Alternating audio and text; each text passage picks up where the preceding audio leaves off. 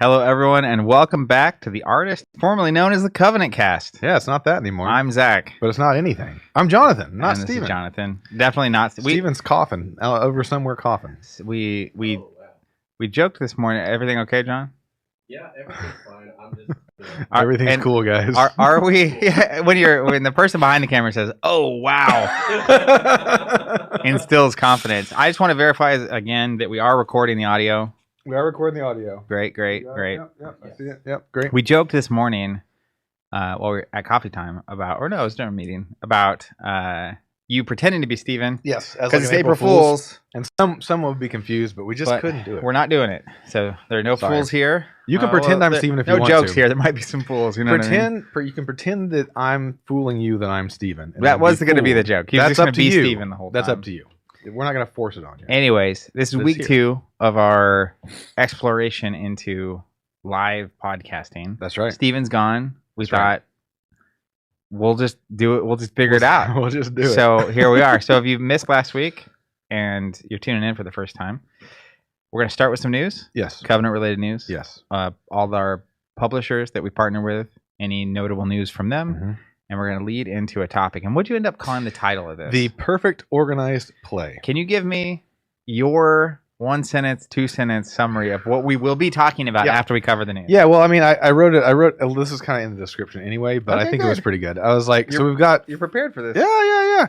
We've got Sorcery. They're doing their cornerstone, their store, but they're also leaning into like creativity and wonder and excitement, something close to that, which is they haven't defined yet, but I'm very curious. Seems interesting. We have Alpha Clash, which is the entire journey of Alpha Clash is a great case study in defining the perfect organized play. They started out very competitive driven, then they went to fun first, and now they're going to big open tournaments where anybody can come and fulfilling more on the promise of like, come hang out. It's not necessarily about winning. They've got the bounty system. They're doing so many very, very cool things. And now they're in Dubai and Chile and the Philippines and international. Fascinating time for that. Yeah. And then you got Fab who's just delivering on the promise to be like super competitive and seeing how that's working out for him. And then what's the discussion going to be? The discussion is going to be, given all of this floating around in the air. This is almost verbatim what I wrote in the description. What do we think would be our perfect organized play? Everyone's searching for it. Everyone's looking for it. What really is the magic ingredients or the stew? If you put all the ingredients it's going to be the perfect organized play. It leads to a lot of questions. And I'm curious. Well, we will dive into that. Yeah. Defining what our perfect version of organized play looks like for us. Right. And you have online organized play versus local. There's a lot of layers face to that. Face.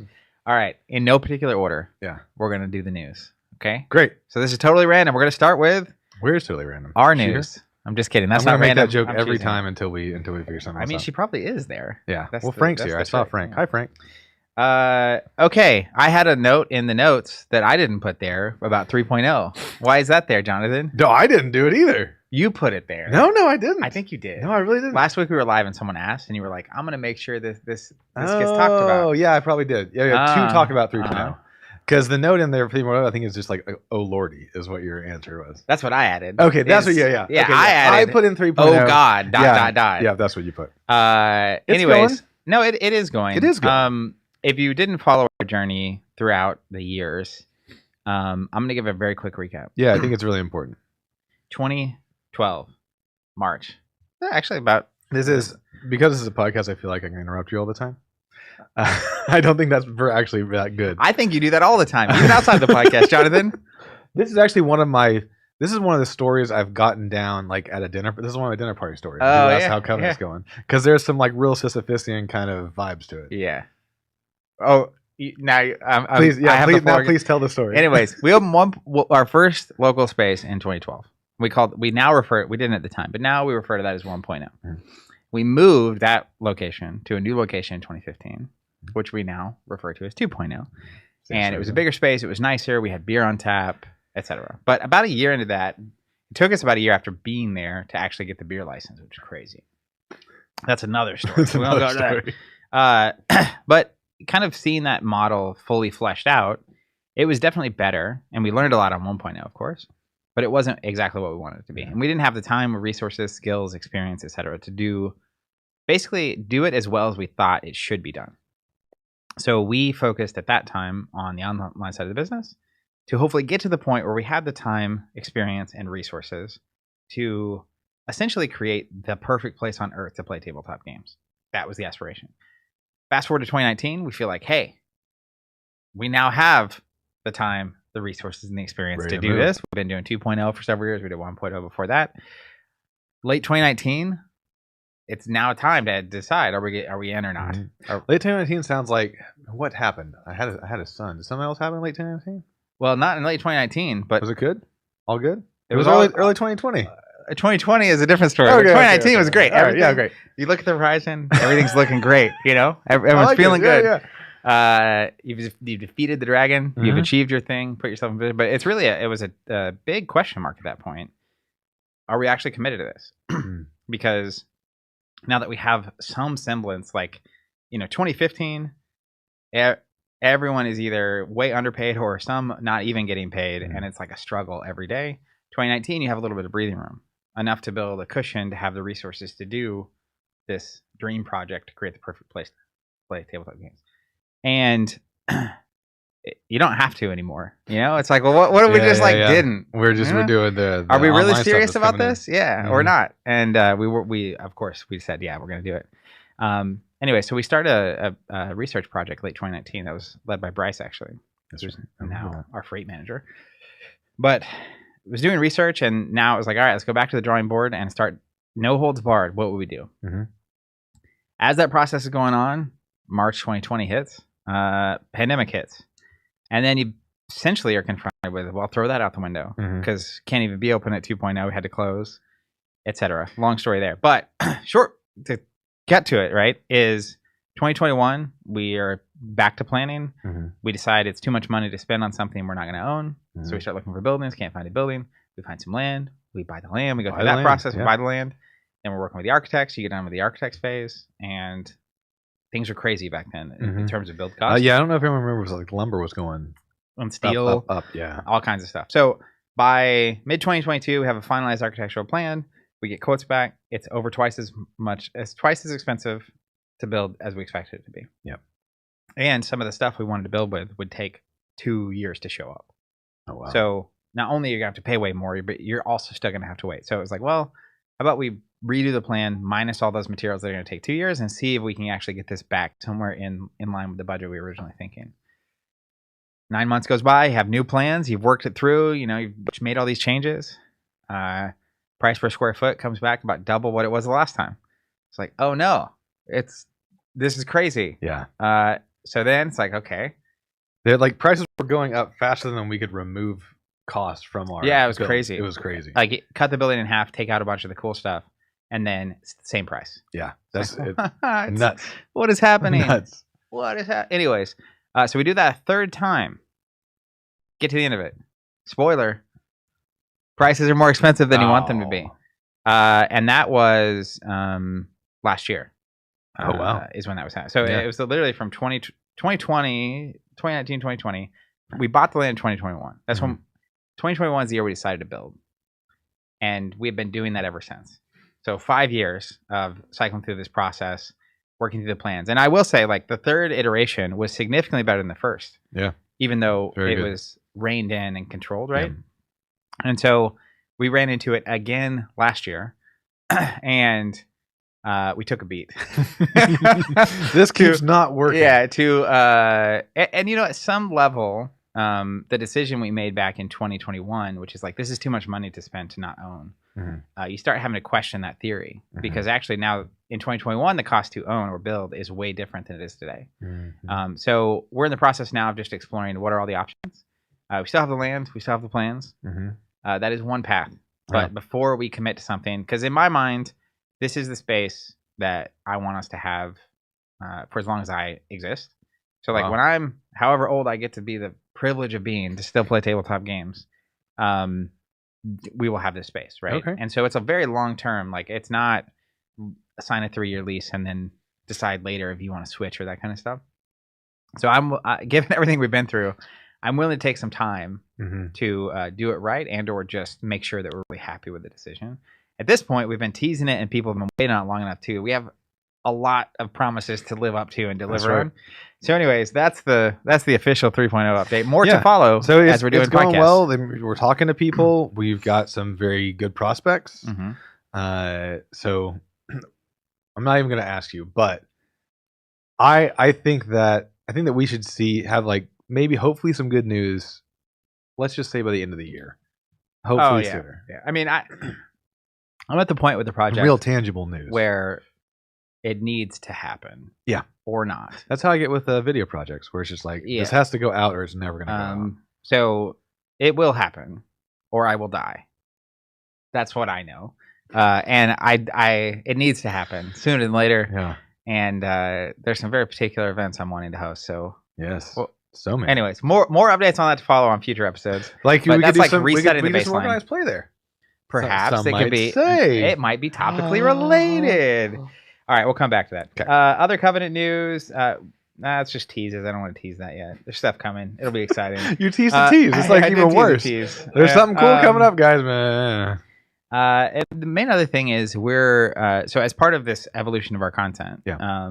Oh yeah, this is exciting. We're going to be filming and doing some tests on produced gameplay. That's right. In the near future, which I'm really excited about. Yes. Anything about that you want to mention while we're here? Since Yeah, we have the guy on the. Well, we talked about it a little bit last week about part of the discussions for our content strategy was really just trying to figure out a way that it made sense to play the dead games.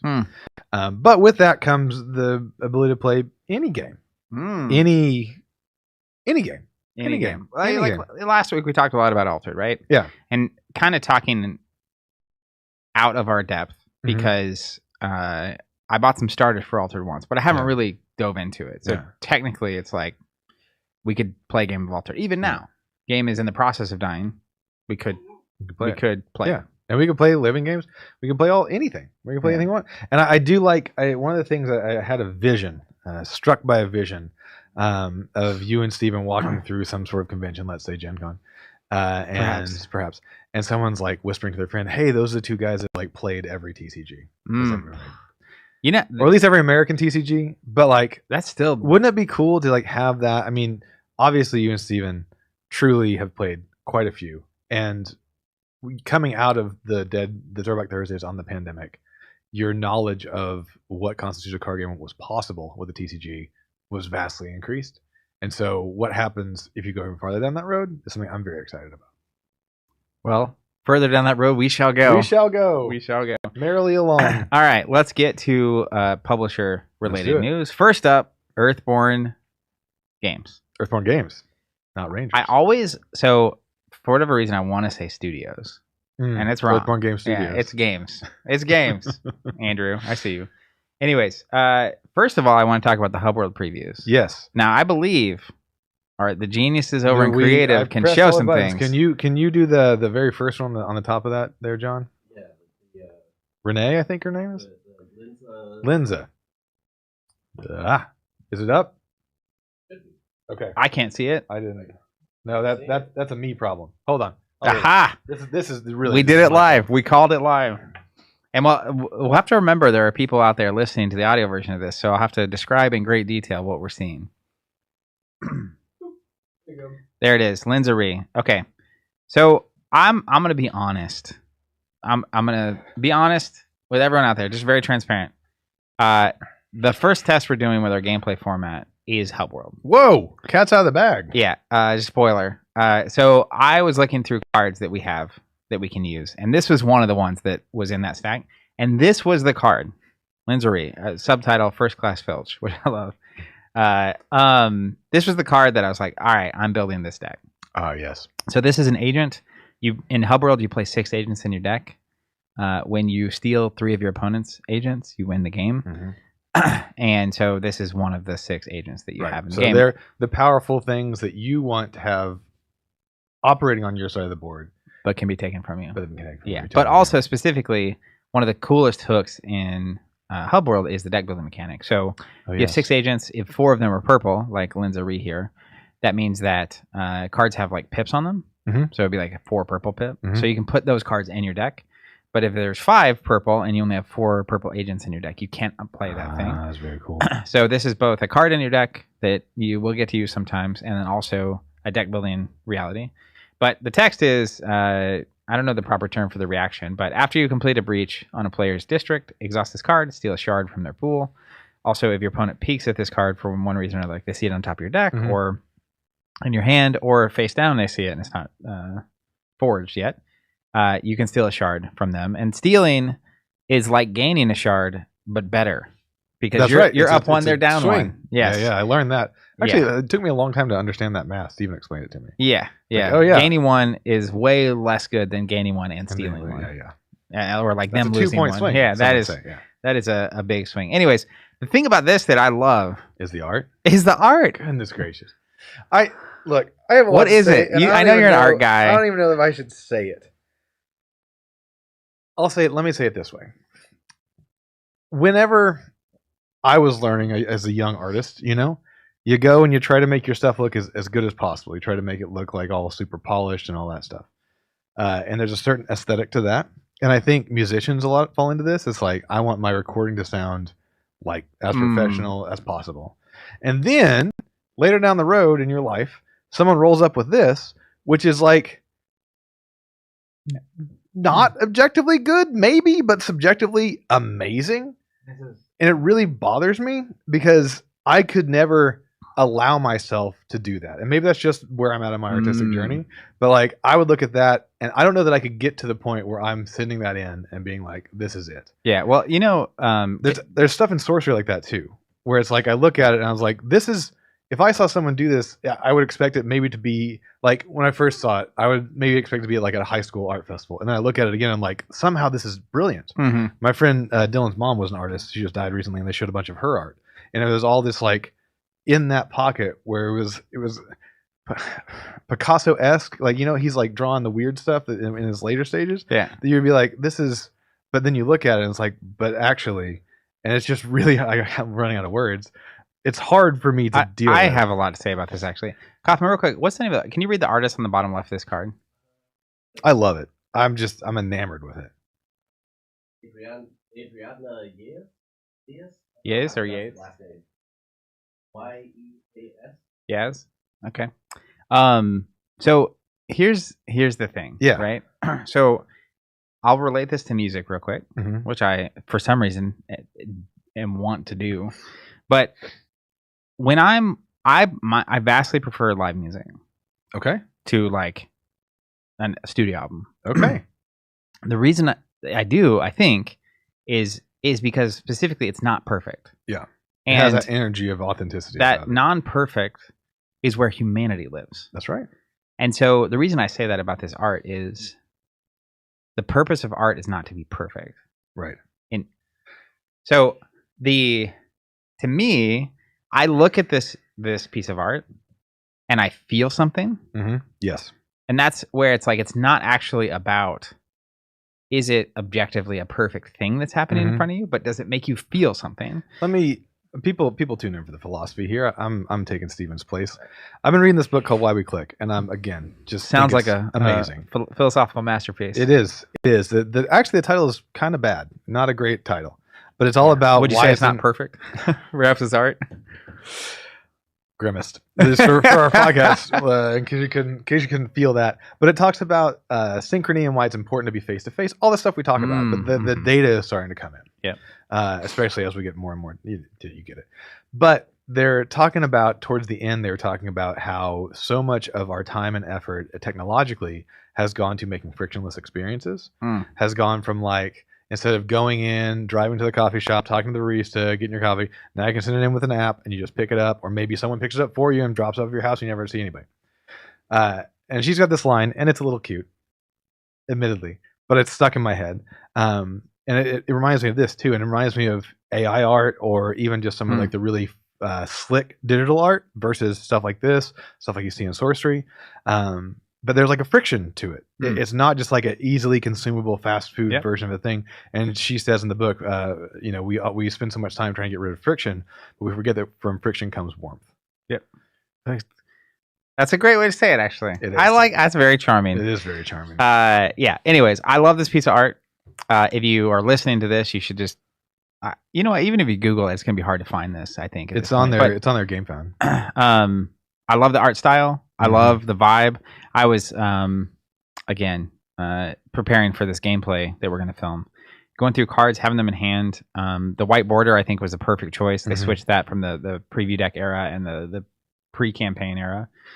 Just the vibe, the color palette, the way it feels. I mean, it's all the deco or the nouveau details. It drives me crazy how good Andrew and his team are at this. Because it's a different vibe and feeling than Earthborne Rangers. Right. But it reminds me, you know, when you see an A24 film and you know it's an A24 film, even though completely different directors, completely different, all this stuff, that's how this feels. Where it's like, it is fresh in a way that it's different than Rangers, but it's fresh in this like kind of more philosophically aligned way that connects. And it definitely feels like it feels philosophically consistent, even while being thematically very different. Yeah, it's really crazy. Yeah, there's like a thumbprint of the artist on there, right? That is Navarro. Plus, I don't know who I was involved in, right? But it just happens over and over again. It's like, dang it, how do you do that?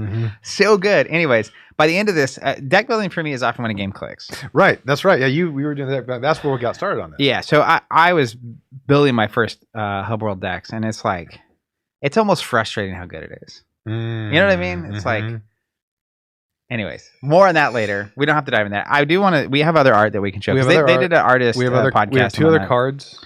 I don't know how deep you want to go, but I say we just show one more random thing that Kaufman wants to show. We'll talk about it a little bit, and then we'll move on because we got a lot to cover. You want to do card or you want to do art? Why don't we do art? Can I call one out?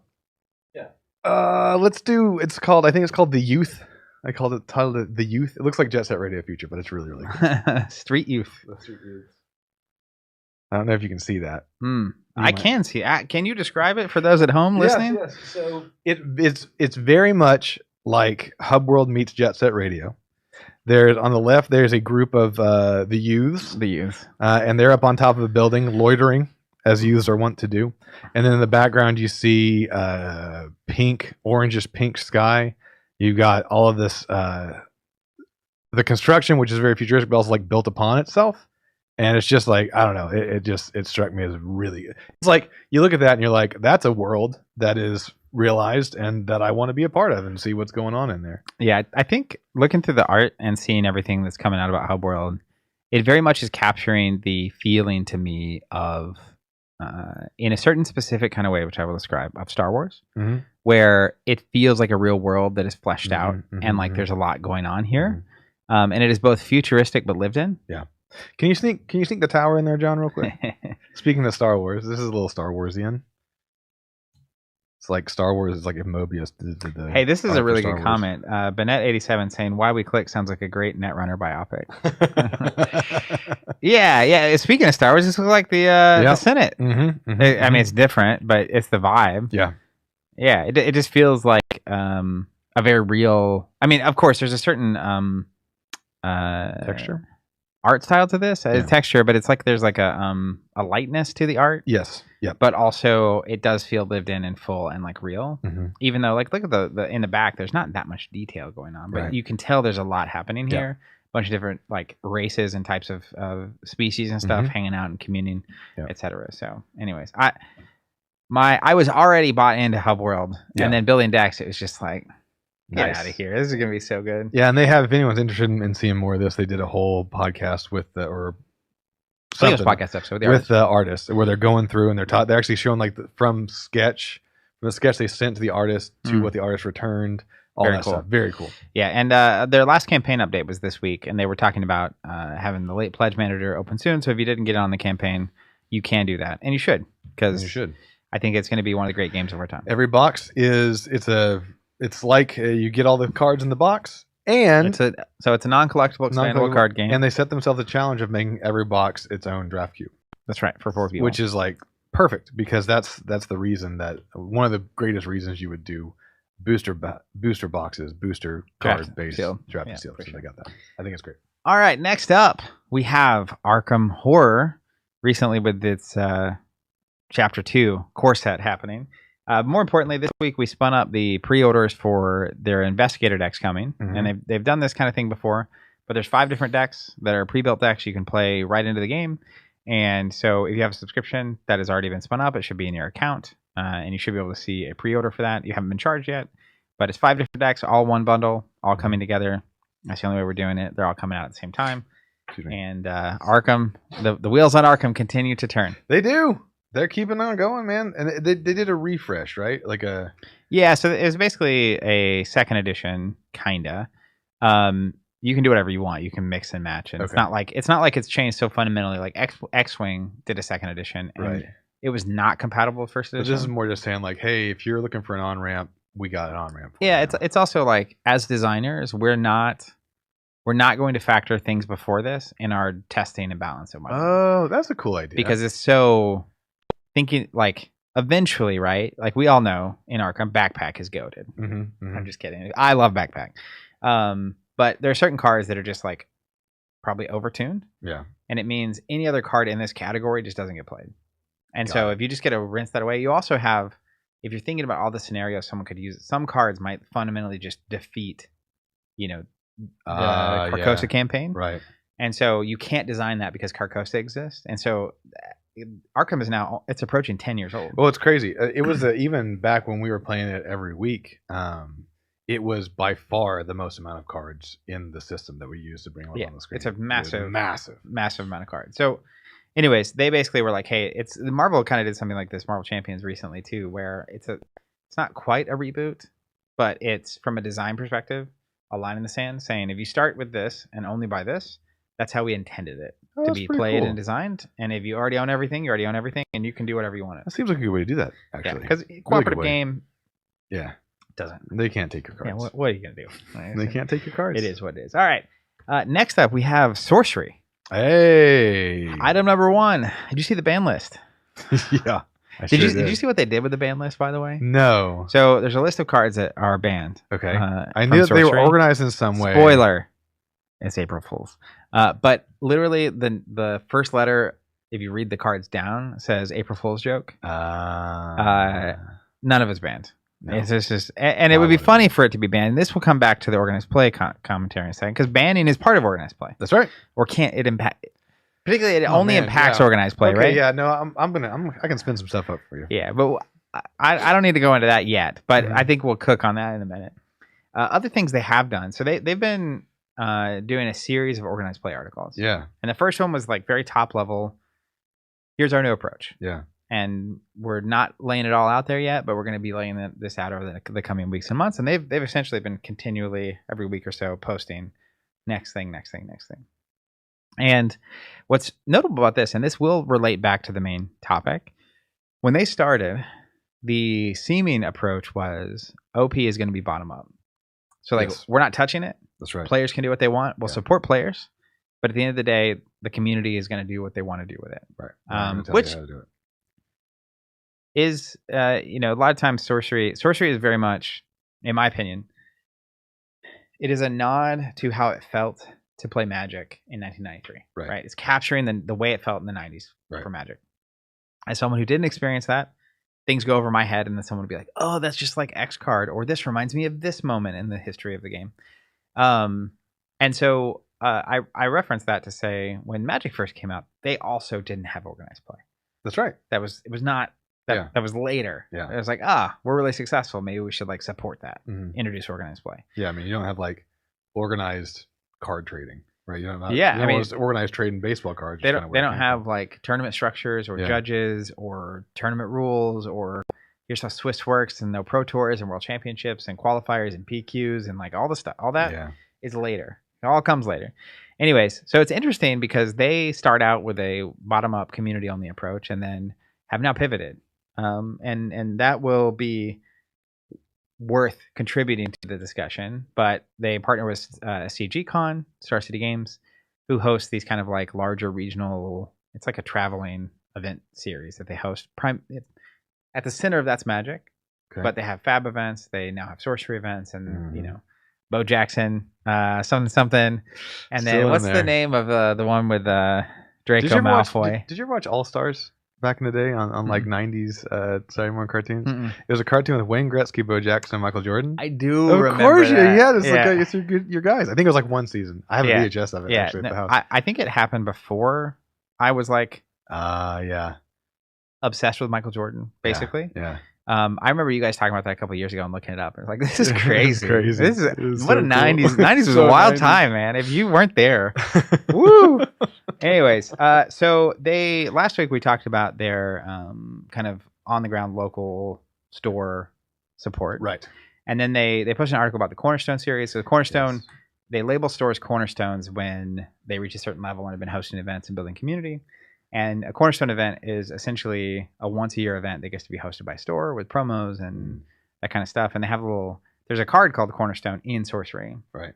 It's in my And deck. so there's a little cube logo that they pulled from that art that is stamped onto these cards, which is pretty nice. cool. But it's annual. Each of the Cornerstone locations gets to host one of these. The one thing I really like about their approach is they have promo cards in the Cornerstone kit for two different people. One is a card that goes to the judge / the person Nice. hosting the event. A lot of times that's a player. And in even a game like Fab that has a very extensive organized play circuit, a lot of those regional events at local stores don't happen without those players. Mm-hmm. So they have something in there for that. They also have a foil swap promo that's intended to be given out to like community builder. So it's like pick someone in the community who's really contributed a lot to the community Nice. over the past year, Yeah. and they're the ones that get that. And pluses and minuses on the execution of that and who gets it and how that works and all those concerns. But the spirit of it, I really like, which is those kinds of people often are the backbone of these local communities. Absolutely. And acknowledging that in even just a little way, Mm-hmm. I think that goes a long way towards just keeping people engaged and excited to do it. They also changed, so they have something called the dust system. So you earn dust in a few ways. One is if you buy a booster box on the bottom, there's a scratch code. That's You right. scan that, you get dust for every That's booster why I box. still haven't thrown away any of my boxes and not scanned any of them. You're like whatever the opposite of the perfect customer is for a business. Whatever the opposite. Yeah, I mean, literally, so they put these dust codes on the bottom. And the assumption is like, hey, you're going to open a box, scan the dust code, get your points. You can use dust to get promo cards. Yeah. Or play mats where they had like alpha boxes there for a minute. Binders and Yeah. all sorts of And I assume part of having that there is that they get an idea of how many boxes are opened, how fast are they being opened. Like you get a lot of signals that you don't normally get. Normally, publisher sells products to distributors. Yeah. They outside of just like comments online or if you're lucky enough to have your own organized play like software, maybe you have that data, but like it's kind of you're driving blind. Yeah. But they are still driving blind with you because you just open boxes. You also probably open curios you haven't told us about. It's just like a chaos, man. Who is this guy? It's crazy. I probably shouldn't tell you this. I bought a lot of Gothic because I wanted those skeletons. Yeah, me too. And my life has been nuts. So I've got a 7-month-old, but I got one of those non-sleeping kind. I've heard of them. Yeah, very active, not sleeping. And I've opened 6 packs. Oof. Out of a case. Yeah. There's a curio in there somewhere. Yeah, probably. But no, I haven't Statistic seen it. unlikely, but also probably because it's you.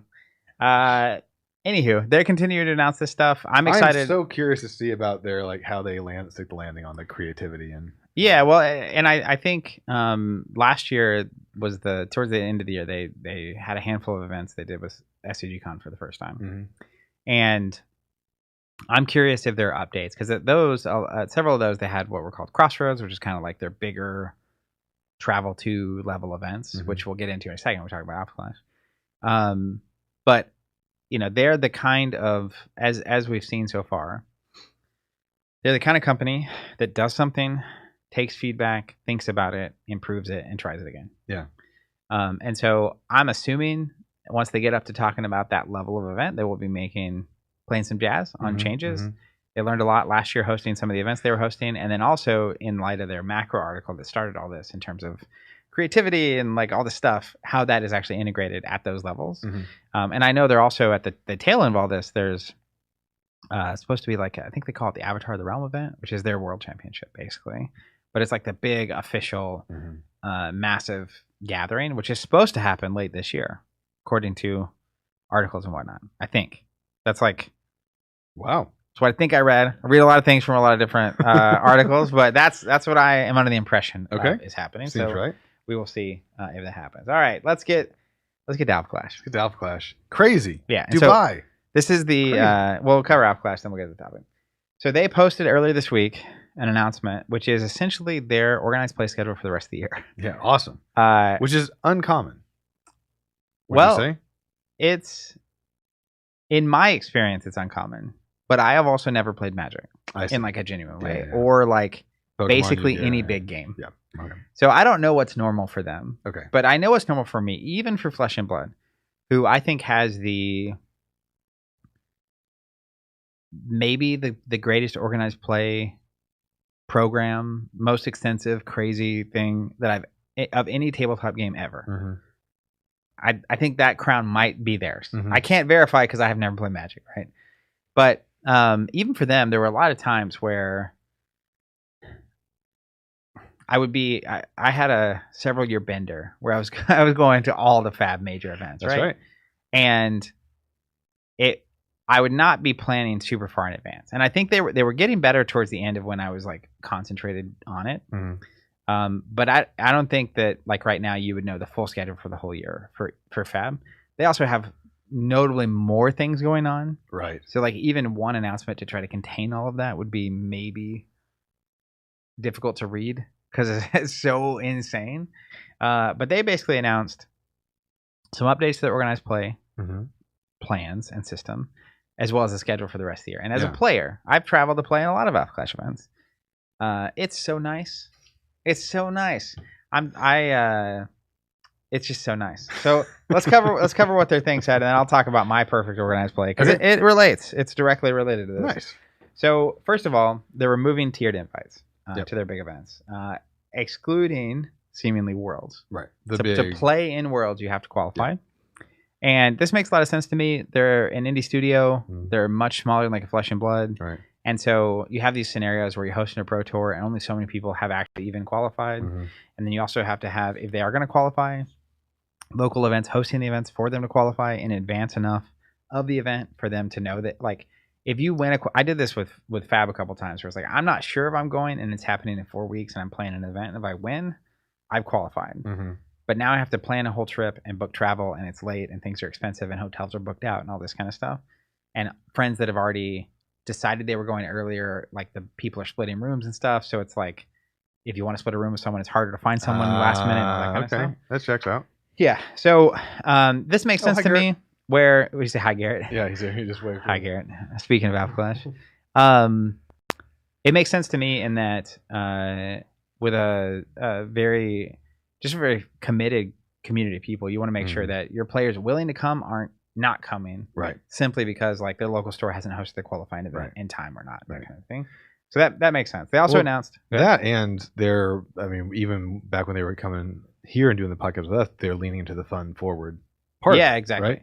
And so like tiered invites for mid-level events doesn't really vibe with the thing of fun first. And I love the article is talking. I mean, the majority of the words they were using were talking about come and meet other people, come hang out with other people. Yeah. It's about getting across the table from other people. And the vibes of their event so they started out when they announced their initial organized play program. I would just say it's similar to all the other organized play programs, right? It's kind of like Fab on a smaller scale, or even the way Riftbound's doing it, or Lorcana's doing it. Kind of what you'd expect, right? Like store championship style stuff, qualify for like the national / pro tour level stuff, and then qualify for the world stuff, and you have to have an invite and all this kind of stuff. But the vibe, even in the early tournaments, was totally different. Like coming off of years of playing Fab at an intense high level, it was just immediately different. Yeah. But then when they started making the pivot, it became even more different. So this to me is just very in line with all the changes they've been making. The bounties, the event cards, the vibe of the I'm trying to think, where was the last event I went? It was Nashville, I think is where the last one. That's right. Yeah. And it's just a totally different tournament experience. Like it's hard to even. One of their challenges is describing that in a way that people that want what they're offering actually like understand, I see. and finding the people that like. It's a lot easier. As an example, think about this from a marketing challenge. World Championship, $1 million of prizes on the line. Mm-hmm. People that want that, you've already told them everything they need to know. Yep. They've already signed up to come. Mm-hmm. They're already buying the cards to play in the. It's like that is the easiest, and that's related to our OP discussion in a second. I think a lot of what happens is there's a language that gets used on a broad sense in terms of what organized play is, Mm-hmm. and if you step outside of that, it's really hard. Yeah. Because people Yeah. just assume when you say organized play or when there's a tournament or an event, it means these things. Right. So you have to actually like do triple the work. Yes. Because you have to like get past these like preconceived notions of what this thing is. So anyways, we'll come back to that in a second. So they also announced Worlds, and they also announced online Worlds. Yeah. But online Worlds is new, but the World Championship will remain invite only. I think just to play. Like you could go to the event sort of like Fab, but you'd have to qualify. Okay. Those. For the online Worlds, they're going to be hosting online leagues. That's right. Soon, that's going to start. There's 4 different leagues, and the top players from each league will play later this year in an online World Championship. And the online World Championship is one of the ways to qualify for the in-person World Championship. And I will have more to say and/or questions to ask about online World Championships when we get to the main topic. In just a minute. Won't dive into that. Let me find my notes. Online Worlds is in December. Top players from each league, top 8 qualify for the in-person Worlds. They also announced basically a series of Clash Grounds, which if I had to compare it, again, I'm just using language, right? Of Right. Fab immediately. Like the way I want to explain this is in Fab terms, even though it's not quite the comparable. But Clash Grounds would be like a calling. So open, you don't have to qualify for it. Bigger event. There's going to be bounties. There's an event card, that kind of thing. Mm-hmm. And so they announced Clash Grounds in Brazil, Chile, Dubai, Philippines, the UK, and the United States, 1 in each. Wild. Which is that's Wild. a lot of events, especially for an indie publisher Yeah. to be like coordinating, getting the prizes, and for each of these events, right? There's a bounty. So there's 5 bounties. There's 5 colors in the game. A bounty is the top performing player using that contender at that tournament gets the bounty card. Very cool. That's going to be on my list. And so in all the Clash Grounds, they all have the bounties outlined for the things. There's also an event card, which is this is a card that starts in play and is in play all weekend at these events, which fundamentally changes the game. And that's kind of like your promo card for showing up as well, but it just like starts and stays in play. And so that's the Clash Grounds. They also announced Progenitors Gambits, which the closest comparable to this would be like a Nationals Championship vibe. It doesn't quite communicate it, just getting in the range of what this means. In Brazil, Chile, Philippines, UAE, UK, and USA. So again, and these have a separate bounty and event card. And they announced Pro Tours in Asia and North America, which again, separate bounties, Crazy. separate event card, Crazy. all happening in the next 8 months. Wild. It's crazy. It's just like a jam-packed schedule. And then they also had details about Awakenings, which are like local level event, like store championship style. And they've got their store champion store program. They do have their champion store program. Yeah. Yes. Which is maybe where a lot of the ability to do this is coming from. You know, maybe these are the stores that are reaching out to them. They're having these personal relationships with and feel comfortable allowing them to host bigger and bigger events. Yeah. Very Well, cool. and the that's a totally different topic. I was the Hill Champion thing. Should have talked about that. That could have been the title of the thing. I'm going to go ahead and officially conclude the news segment. All right. Alpha Clash made the announcement. Generally speaking, communicating on that level this far in advance across all the events is super nice. One of the things, and this is just as we bridge into talking about organized play in general, one of the things that's as a player who wants to go to events, having that full schedule is so helpful because oftentimes like you're making the decision, am I going to go to Nashville or not knowing what the rest of the year looks like. And sometimes you go to Nashville even though you would much rather have gone to these other events. Had you just known. Had you known. Yeah. But you didn't. So you went ahead and went to Nashville. You spent your time off at work. You spent your budget on going to this event. Yeah. But if you were choosing, you would have chosen the other one. Yeah. And talking about the coordination stuff as a player, immediately the team of people that I play Alpha Clash with and go to these events with, my friends I've been playing games with forever, the chat starts up, and it's Mhm. like, okay, like which of these events are you guys going to plan on going to? Which ones are most interesting to you? Nice. One person was like, well, one of these is in July, and I already have 2 weeks that I'm going to be away in July from work, so I don't think I can do that one. And now you're starting to figure out like splitting hotels or booking Airbnbs, and like, but we also have time. Yeah. It's not like you have a week to decide this. Right. Important. Yeah, you actually get it. So, anyways, great communication. Regardless of any other thoughts or opinions on what Perfect Organized Play is, having that level of communication from a publisher who's doing something is amazing. Yes. So if you're watching this and you're a publisher or you're thinking about being a publisher, I know it's a lot. It is so much, like the number of events happening here and the promos and the support and having their team there to host things or judges and like having all this happen. Yeah, get it all together. It's buttoned up extensive. before they can announce So the it. fact that they were able to put all this together in a single announcement, kudos to you guys Very for cool. pulling that off. I know how hard that is. But if you can do it, I think it's a hugely improved experience for the players. And I actually think it will result in a lot more people at these events than otherwise would have been. Mhm. And at minimum, it will, in the long term, it will be net positive because, again, if it's a better player experience, the reality is they're going to keep coming back for that experience more if they're having a really good experience. Yeah. So, Yeah. anyhow, all right, you ready to get the main? Let's do it. The beef, Let's do it. as I'm it ready. were. I'm ready. Can I do a little You can do whatever you little want. song We're and dance live. to begin? This is you were talking to me about this, and I think it's important to start our conversation so everyone realizes what they're about to get into. So Zach and I think very similarly, Oh, right? well, we think. The way that we approach. I'll put it in this way. Yes. If you're going to see something as black and white Right. or shades of gray, Right. I think both of us are more shades of gray kind of people. Yes. We are also more. We like to be more on the vanguard than the refining step of any process. Yeah, you could say that. I don't know. You're a magician on the like. Yeah, but that's vanguard Systems. stuff. That's Yeah, vanguard. that's stuff. just That's true. vanguard stuff. New That's systems. making things happen that shouldn't be possible to happen. I love doing that, and you love doing that, and that's why we're here. That's why we're still working on a 3.0 after all this time. But all that to say is that we're gonna do some rapping, and feel free to throw out your ideas as well. I'm going to do my best. If Kaufman is popping comments, I will do my best to actually look this way and read those comments. Okay, And I see what's believe fun. you. It is hard to read and talk. It is hard In to read and fact, talk. I can't. Yeah. Okay. Here we go. Comment. The first one's away. I see nothing. I will tell you. A little bit of behind the scenes. Yeah. I'll tell you that Alpha Clash is doing a lot of the things that I love. Okay, go But on. I think so. You're like, where should I start talking about where this idea came from? Oh, you know what? Dang it. Did I mention the dust thing that they changed the limit? No. I started talking about the dust system and got lost in the Yeah. sauce. So sorcery is they upped how much dust you can earn from events. You can earn from booster boxes, but there's a monthly cap on how many you can earn. So that Right. way people can't just say like, I'm checking out all these events and getting all this dust points. Anyways, So I mean, you got to ask yourself one. Hey, there we go. Hey, Tim all right. Barbarian, I am so enjoying this daily streaming format. It's crazy we were daily.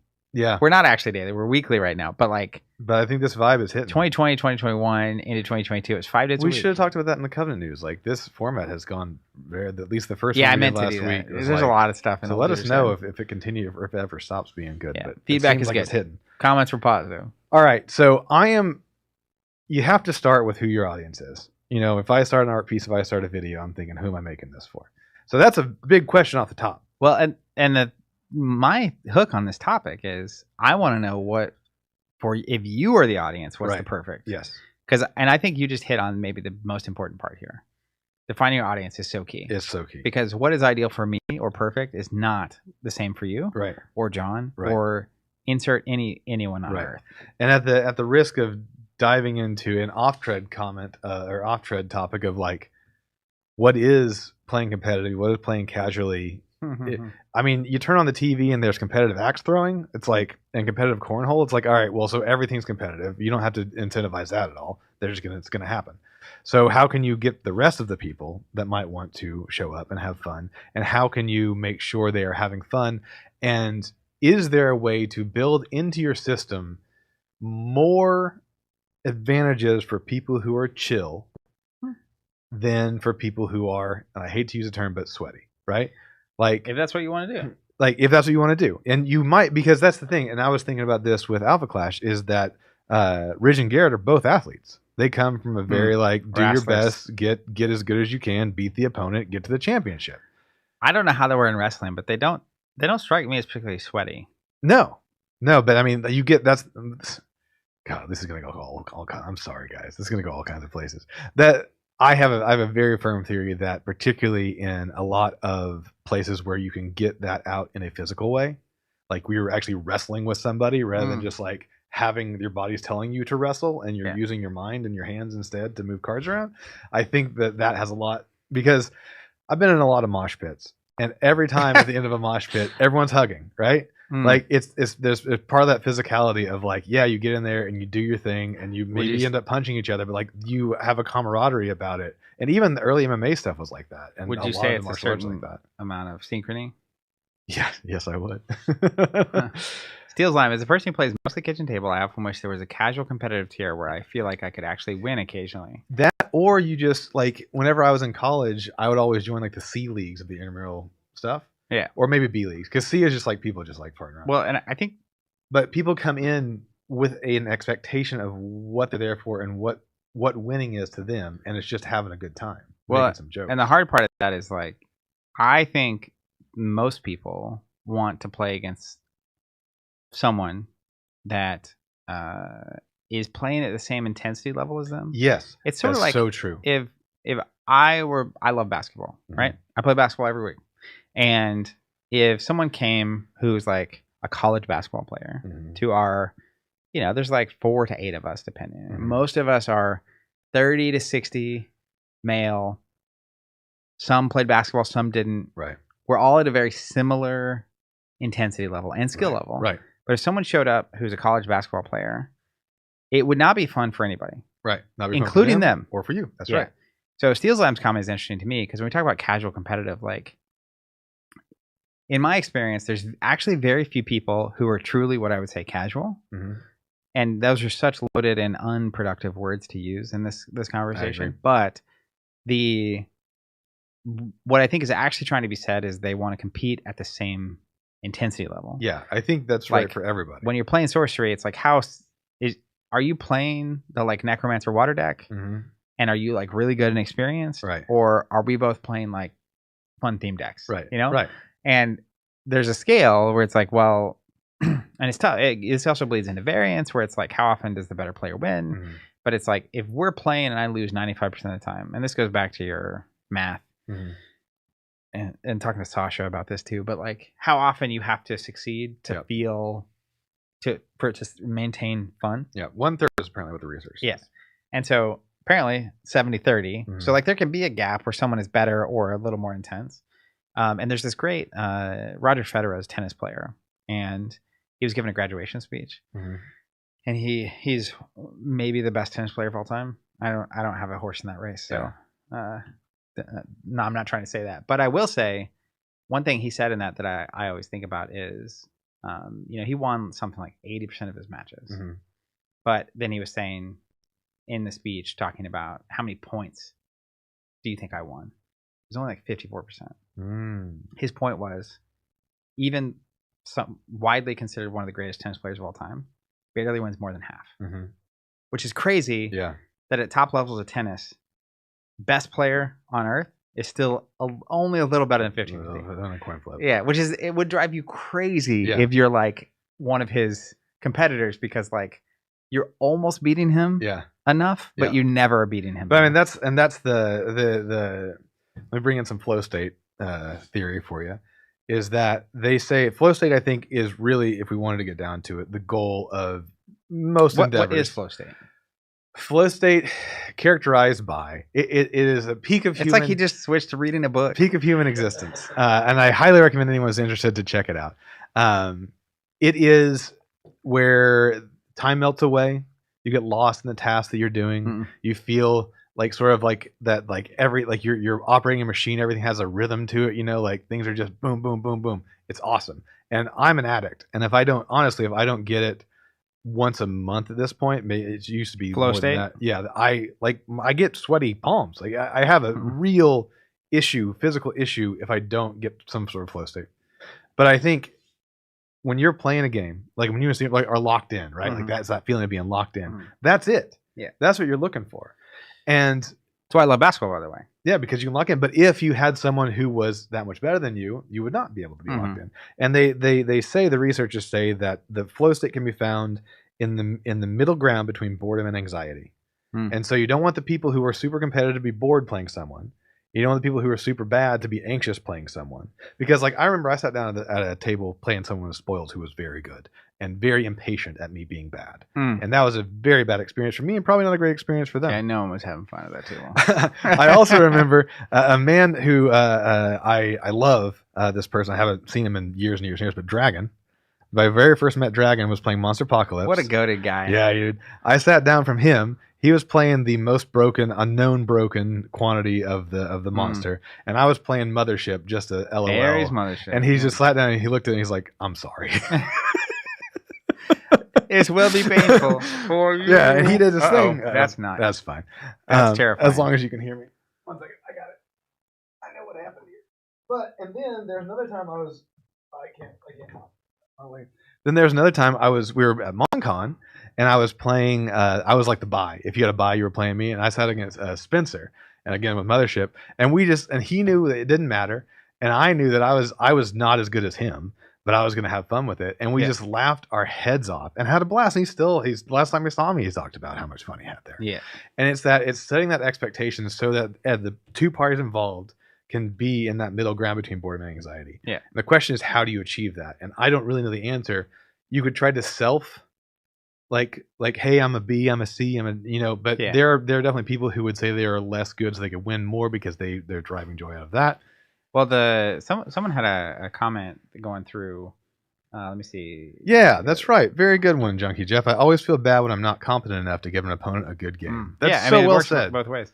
Steel's I'm saying, anytime I get into a conversation like this, I think of the soccer promotion / relegation system. I think it's a really good idea. You need a lot of players for this to make sense. But I think that in that case, right, like if you're unfamiliar and you haven't watched Ted Lasso, that's how I know about it. You basically have like tiers of league, and you have the Premier League, I think, is the top one. But like if you lose too much and you're in the bottom couple of teams, you get relegated to the next tier down. And then now you're competing against a whole new class of teams. But if you win and are the top two consistently enough or whatever it is, you actually get promoted.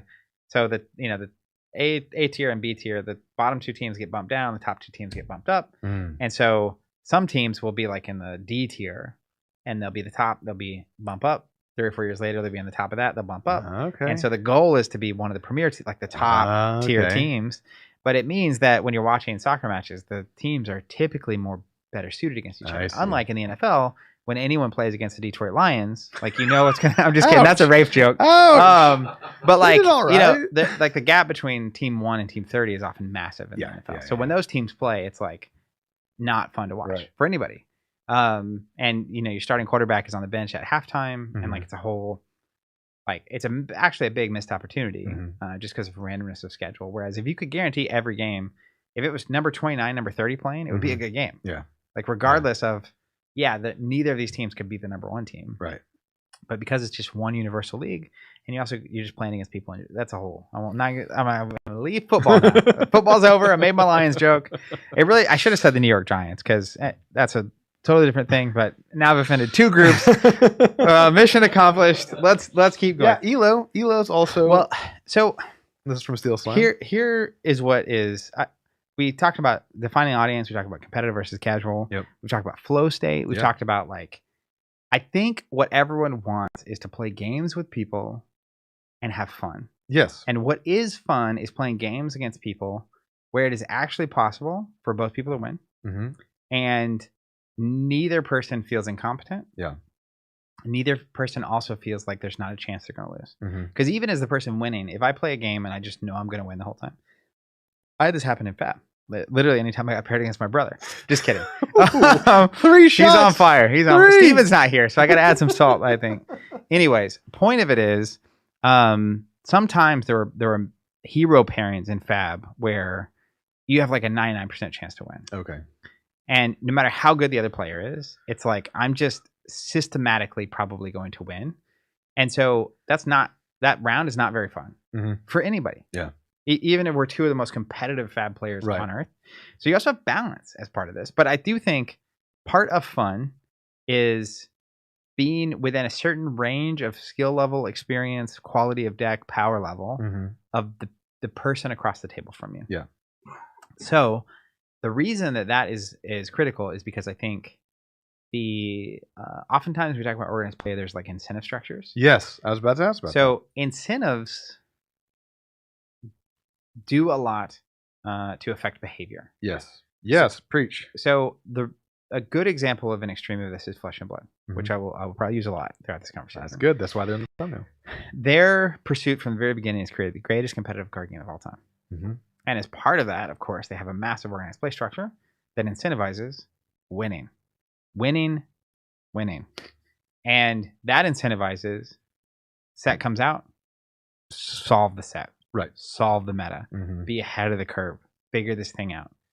Also, when you have the possibility of a single game determining whether you walk away with $100,000 or $30,000, people take it really seriously. Yes. People get really good at it. Yes. People practice a lot. Yeah. They show up to a pro tour. It matters. You're talking about food on the table at that point. Yeah. Well, and they show up to the pro tour. Like, I've played competitive card games for 28 years. Yeah. Right? Gone to tournaments, done the whole thing. And I've said it several times, but I didn't play Magic. I didn't play in Pro Tours for Magic. I didn't play in PQs. I didn't do any of that kind of stuff. I really cut my teeth. When I was a teenager, we started going to tournaments for Star Wars TCG. Played in some 70, 80 person events, probably. And then when I was in college, played the Spoils. They had their big $1 million price. Right. $1 million, in air quotes, price. Is that circuit. 4 shots?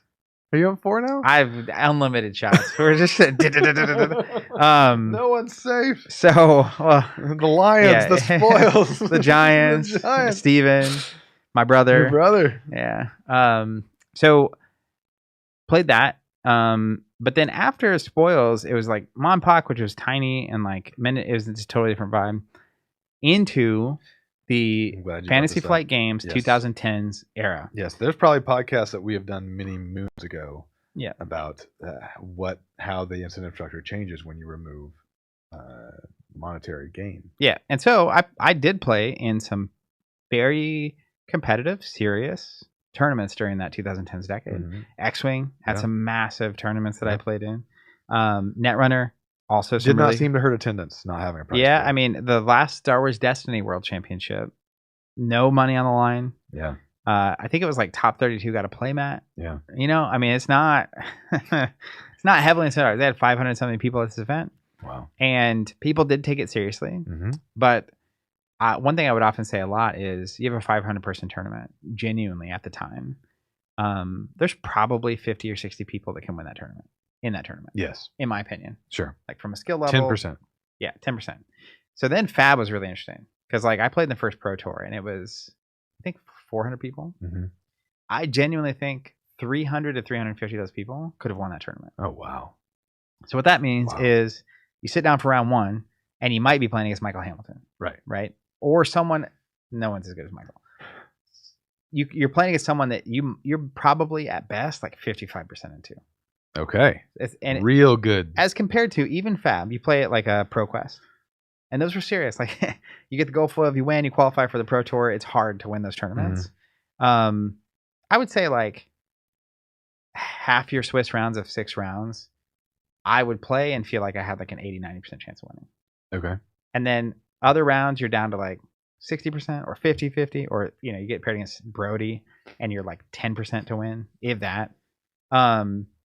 And then the tournament, the real intense tournament, would be like the last round of the tournament and the top cut. Right. But Fab at the Pro Tour is like most people here could win. There's that many people who qualified at a Pro Quest, traveled, and are competing in this tournament. Yeah. It's intense. But the thing that is weird about that is I think a lot of times when that's described or people think about it, you would actually think it's more sweaty than it is. And that's what reminds me of like Ridge and Garrett being collegiate wrestlers, right? Where it's like there is a certain seriousness that we're taking to it, but we're all taking it serious in terms of preparing and being good. Yeah. But if you're within a certain range of competence or skill as someone else, and your deck is a certain range of good, it's fun. Yeah. And you're having fun playing a game, and it's like, hey, it's probably somewhere close to 50-50. Like even Roger Federer, the tennis player I mentioned, I assume early in a tournament, it's hundreds of people, and he's just playing some, Right. And the gap between the first ranked tennis player and even like 25th is massive. Probably, yeah, crazy, massive. Yeah. So most of his games early on, I'm sure, just like whatever. He's just doing his thing and whatever. But I'm sure he had the most fun in those rounds when he's actually being pushed. Yes. And it's like it's actually a game for him. Yep.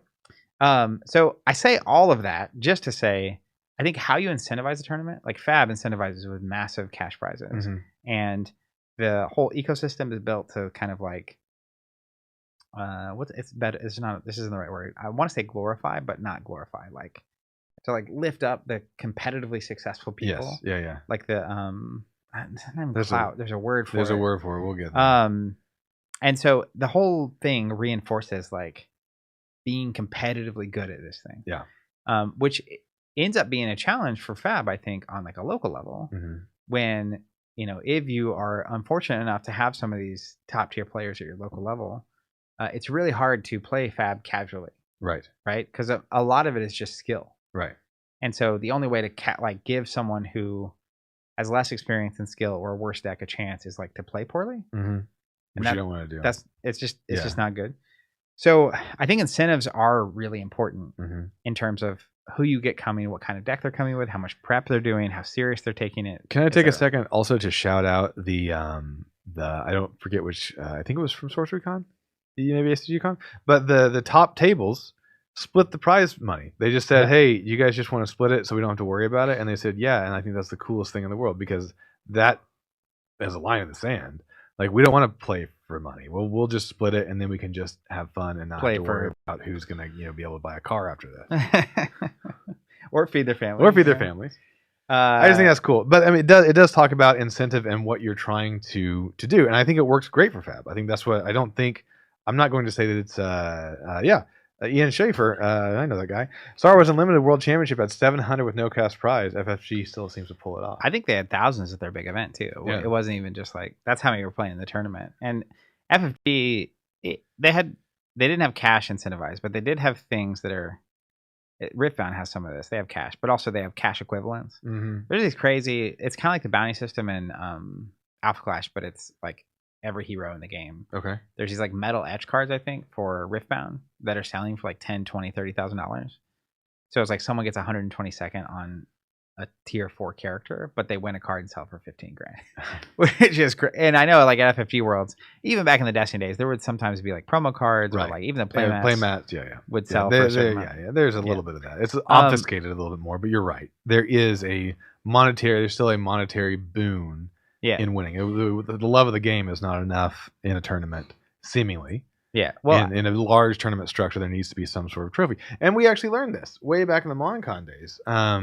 We were trying to do a no cash prize, just like we'll for the love of the game, and if you win, then you're known as the winner, and that's it. You keep talking. But the feedback we got back was that any kind of trophy would have been better, so they could have brought it home and looked at it and remembered that they had done such a lovely job. Speak of the devil. I forgot this was in the room. So, you guys ready? This is sorry, podcast listeners. Yeah, this one, I mean, we'll describe it in a second. We'll describe it. So, on that note, we did a thing that is, if you've been listening for a while, shouldn't be surprising. But I think it was MonCon 2011. Our tagline was "Gold for a reason." Like the logo was gold. Gold for a reason. But we came up with a trophy that I think is just something else. This is Zach's look dream. At this. Look at that. So what Zach's holding up is a large wrestling size belt, WWE. So this is a size belt, Team Covenant World Championship belt, inspired by the WCW World Championship belt from the 90s, made by the same guy that made those belts. Really? Yeah. Wow, I didn't know that. Yeah, it's let me find it. I don't know if he still does it or not, but it's Dave Milliken. Wow. See here. He was the guy that did them all. Anyways, so our idea was make the belt. We have this nameplate that can detach. So when you win, we get a custom nameplate, put it on there. When we have our next event, you get to wear the belt around and be the champion. And then if you don't win again and your nameplate comes off of it, we give you the gold nameplate. if Steven were here, I would regale you guys with the story of him and I playing in the finals of the last MonCon, which is why my name ended up. That's on the right. belt. And spoiler, I won. So I'm just gonna wear this for the rest of the time. Just kidding. Put this away. That's just a ridiculous piece of history. I can't believe we made it. We had no business making that. Can you bring up Steel Slime's most recent comment? He said, "I love the trophy idea. A little token to have as bragging rights, but without the pressure that as a cash prize brings." And I actually remember I went to an old cowboy's funeral. What a great way to start a story! And they were telling Who is this? They were talking about how he went to the rodeo and he'd done well or whatever, and he went and he bought himself a new belt buckle. He didn't win it. He just bought he was talking about how now every time that you wear that belt buckle, you remember that time in your life that you did it, and it's like I need to start wearing that belt more. You do need to start wearing that belt more. Start wearing it. But so trophies, we got trophies, we got cash prize, we got cash prize equivalents. Let's back up. We've gone too far. We have. There's so much. This is a. We haven't even talked about the new online stuff yet. I don't know if we're gonna get there. We might. That'll be for Steven. So let's settle down for a second. Okay. So this is why I had the preamble. It's getting chaotic. I need a minute. No. So I'm curious to have the thought exercise of assuming you're the audience and me. Yes. And we can talk about what our idea looks like. Yes. But before we even get to that, I want to open up the question, and I'm curious what everyone out there has to say, and you. What do you think is the goal of organized play? Because I think it's a given a lot of times. It's like, if you're gonna have an expandable game where it's head to head, you have to have organized play, and you have to have local tournaments, and you have to have regional, you have to have big events. Right. So I think it's really important to understand why you're doing any of this at all. Yeah. Because it's always something that we hit on this over and over, but it is fascinating. Here's a crazy thing, right? Imagine we're going to go back to the music industry just to be ludicrous. Great. Let's do it. Imagine if it was like, well, what's your organized play structure for people that buy vinyl? Like what's the incentive to get them to engage with vinyl, right? Or books? Like where's my promo card because I finished my book, right? You know what I mean? So the reason I give that ridiculous example is incentives, of course, attract certain kinds of people, right? And inform culture of the gatherings. Yes. And tabletop is different than vinyl music because for me to play sorcery, I inherently need someone to play against. That is the trick. Versus I can listen to vinyl by myself. That's right. At my house. Or I can download music or I can do whatever. And so you do want people getting together to play, because if you don't have someone to get together to play with, buying sorcery does, I won't say nothing, because looking at the cards, reading the cards, looking at the art is enjoyable. Building decks is enjoyable. That's right.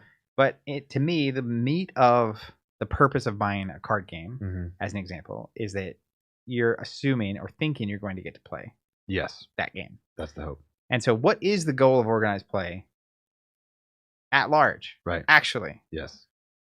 I mean, the goal of organized play is to prove that your game is actually a game, is what Noble Dragon Game says.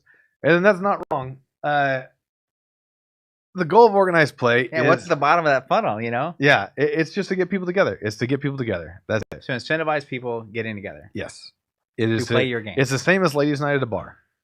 Or happy hour. It's to get people in the door so they can sit across from each other, because you cannot operate this game without another person across from you. And so in order to play the game that you bought as a game, you have to have someone else have, which is, and we talk about this a lot, the beautiful part about this entire hobby is it is one of the few out there that mostly, obviously there's solo modes now, but can't be done solo. That you need, you necessarily have to have someone else to play against. And you can make the argument that if you're a kitchen table TCG player, you always have someone. You ostensibly have the other person at your house that you can play against. So, I mean, it's sort of like I have never needed organized play for me and Steven to play games together. Right. And part of why it feels odd to me as just an apparatus is the idea, as an example, Alpha Clash announced their event schedule, right? And this will eventually come back to, if I'm the target audience, Sure. why organized play is kind of goofy / funny. Okay. Is in as an example, do I need to be incentivized to travel to Des Moines with friends, right, to hang out all weekend and play Alpha Clash? And it just strikes me as there's something there. We've danced around it a lot, we've pointed to it a lot, but it's like, do I need an incentive to find other people to play sorcery than play sorcery? And it is just interesting. So, because like I'm buying sorcery and warlord and Alpha Clash and gun and go down the list to play that thing, right? Like, and so it just on the surface, right, it's at least worth acknowledging that for me that is an interesting point. Sure. That people feel owed, or like that they need, or that they should incentivize that activity. Yep. And it's like, well, if it would almost be like, I'm trying to think of a comparable, but I can't. That's what's weird about it. I got a comparable for you. This is going so crazy. I used to work for the Oak Ridge Boys.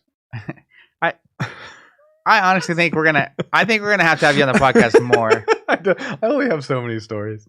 You say that, but in this one episode, you've ranged. I went to a Cowboys funeral. The old Cowboys funeral. I used to work for the Oak Ridge Boys.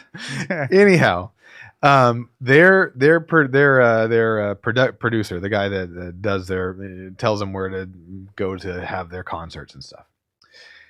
He learned throughout his long and very good career that there are two kinds of concerts. There's the Oak Ridge Boys are coming to town, and there's the Oak Ridge Boys are coming for town for Freedom Fest 1995. And when you make it Freedom Fest 1995, attendance shoots through the roof. Simply by making it an event, making it something you put on your calendar. That changes the human psychology in such a way that more people are going to show up, more people are going to be there, more people are going to be excited about being there, rather than just being like, oh, it's a concert. You should come. So, in that light, organized play helps a certain portion of the population, to which Zach Bunn does not belong, to I don't know if that's fully true. Get out, maybe not, but to get out of their house. Like, what are the incentives? Right. But to get out of their house and to meet other people who then, I think, hopefully, honestly, you then meet those people, and then it begins to have a life of its own. I think that's probably the best that I could do is like that's how you meet the player groups. There's a good chance that the number of people that you're playing with now, the number of people that you could count on to play at the drop of a hat, would not even know you, would you not have met at events to begin with. Yep. It's not the end, it's the beginning. Every time I've gone to an organized play event, says Frank, it was just to hang out and have fun. Frank came to Fuse Fest, and we did a lot of hanging out and having fun. Frank's a good dude. But we know Frank because Frank came to Fuse Fest, the event Fuse Fest. The event that had incentives. Yes, that's right. That had incentives to be there. Now it was like, there's breakfast, but still one of the primary incentives was just, it was a pre-release. You can come and get experience this thing early. Yeah. And there weren't notable significant incentives. There was like a promo card that you got for being there, and that is like a commemorative thing almost more than anything else. But the Donnie Dino was saying, I don't need incentives to play at my local store, but to travel hours or days? ? Yeah. Well, I think this is. I brought this up. Yeah. Because obviously the name of it is organized play. Right. So the point of organized play is to organize play. And you could zoom out and be like, it's a marketing tool, right? Or it's a legitimacy tool. Like if you see $1 million organized play program, it's like, oh, this is a real thing happening. Right. There's going to be events I can go to. And even if you don't, it's like the idea is that you could go to this stuff. And same with like, if you have I picture David with Sorcery and his weekly pub meetup for Sorcery. Right. And it's like, I don't think they actually needed anything other than the momentum of 10 to 15 people coming together to play Sorcery. Right. For that to just keep happening. Yeah. Even in the FFG days, we had tons of people coming for all kinds of events. And at best, it was like, you get a promo card that you could probably buy for $2 or $3. Yeah. So like, it's not crazy. But I think about the Alpha Clash events, right? As a particular use case, events that I am considering going to. Yes. Part of it is that I have friends that also want to go. So that is important. And different friends have different reasons for why they would want to go. Uh-huh. Some people want to compete in a tournament and to win, and often do win. And maybe they care about cash prizes or whatever. Right. Whereas, Since they can win so easily, it makes sense to go. yeah. Whereas I don't care as Right. much about that. But like a good example is Alpha Clash. They have the bounty system, Mm-hmm. Very cool. and the event card plus the bounty system, what that does is that is attractive for a very certain kind of player. And I know a lot of these people, but it also speaks to the kind of competition you can expect once you get there, which is not just everyone is here to try to get first place. Right. Right. It's going to be a little more creative and off the wall, right, and zany, right, and like people are going to be on decks that are not the best decks. Yeah. And the event card means that it's going to be a very unsolved meta, and this is going to be a new equation. So people, like for me, the event card is actually the most important part of the structure. Yes. And I wouldn't even actually have to walk away with that card, like to want to go to the event. Right. Which is, if I can guarantee there's going to be 20 to 50 people spending the weekend playing the game I want to play at the level that I want to play it at, that is what is appealing to me. Right. Not the tangible thing that I walk away with, or the cash prize, or the whatever the other things may be. And I think the incentives can help you kind of curate that. Yeah, the bounty system, and you've talked about it before, I think it's fantastic for a couple of reasons. But one is just to shake things up.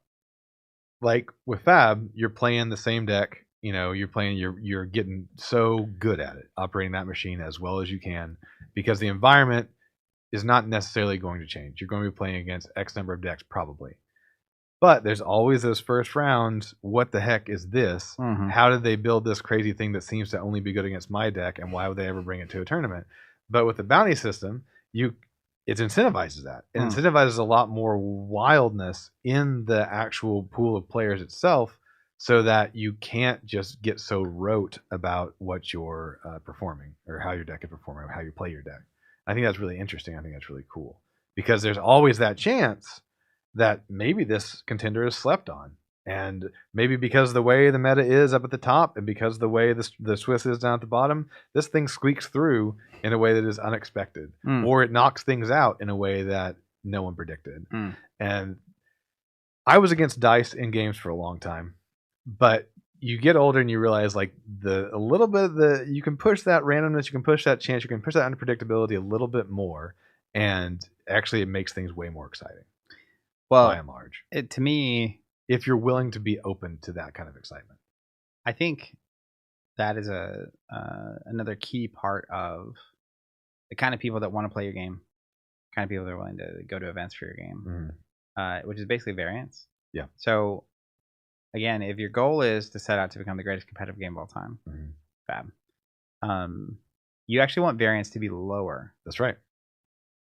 But variance gets too low. Think about chess. And it's actually not even truly a game anymore. It's a skill set of memorization. That's right. At the highest levels, right? But this kind of speaks to, I can play chess and have fun. Not against Steven. Unless it's Fisher random. Then we can play all day. Right. But he is simply better at chess than me. Yeah. He knows. He has enough like 5 to 10 move plays in his bank. I can't beat him. Yeah. And I will never beat him at standard chess. Yeah. But that's not fun. It's not fun for him either. That's right. After like the first two times. That's right. Fisher random, different. Also, if you're playing against someone who is at the same level of you as chess, it can be competitive and fun, even though we are not competitive chess players. That's right. Like, we're nowhere close to. That's right. You know, Magnuson, is that his name? Yeah. Most of the letters are right. I don't know if it's close. Magnus, Magnuson. People out there. Anyways, I think it's Magnus. I think it's Magnus. I thought it was Magnus too. So, just kind of with that in mind, yes, right? I would be curious to ask you, and I can start to answer the same question for myself. But for you, what are elements of the perfect organized play? Yeah. Because also, I think about what organized play would, as an example, get Jonathan to hang out and play a game weekly. Yeah, is that even possible? Right. Monthly? Yeah. What would get you to travel? Yeah. Like, what does that actually look like for you? Yeah, so a big one for me, Magnus Carlsen. Magnus Carlsen. A big one for me is I being friends with you and being a brother to Steven. Quickly watch, like if we're all running at the same pace, it's like, oh, we're Sorcery, this new cool game. It's like, oh yeah, run. And then like I'm just like sitting here like opening my third pack, and then you and Steven are a million miles away by that point. And so like it's like, well, I don't have the energy to one have kept up to begin with, but now that I'm so far behind, it's like, how can I now engage in this in a way that is fun for me against the people who are around me, who are generally very high level type of people. So I like things like the bounty system. I definitely like sealed or limited play, although there's a skill set to limited play that's also tough. But I remember when I was getting into the spoils, we had a nice little group of people who played limited every week, and we were all about the same thing. And then every month or so, we'd do a constructed, and I could keep up with that. And it's that sort of keeping up and not feeling like you're so out of your depth just walking in the door is a big one for me. One of my and I'll quote this till the day I die. One of my favorite professors, perhaps my favorite professor ever, again, Hugh Mannon, also has a podcast about film. Wait, his name is Hugh Mannon? Hugh Mannon. It's like almost human? Yeah. He's very close. He is actually a human. As far as you know. As far as I know. Great guy. But whenever I was in his class, every week we had an essay to write. Like 400 words. I've told you this story a million times. Now that you mention it. And the top 5 essays that we were all under pen names. The top 5 essays got posted on his website. What was your pen name? One was I don't remember. I had a couple. One was it Carl Magnuson? No, it was not Carl Magnuson. They were very creative. He would post them on his website, and then those people got to sit out from the next week's essay. They all got A's both weeks. Yeah, you got promoted. And then me, who didn't know anything, I looked at my first week. I was like, oh, these are the 5 best essays.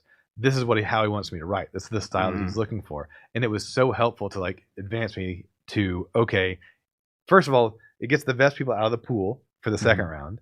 And then it has an example for everybody else.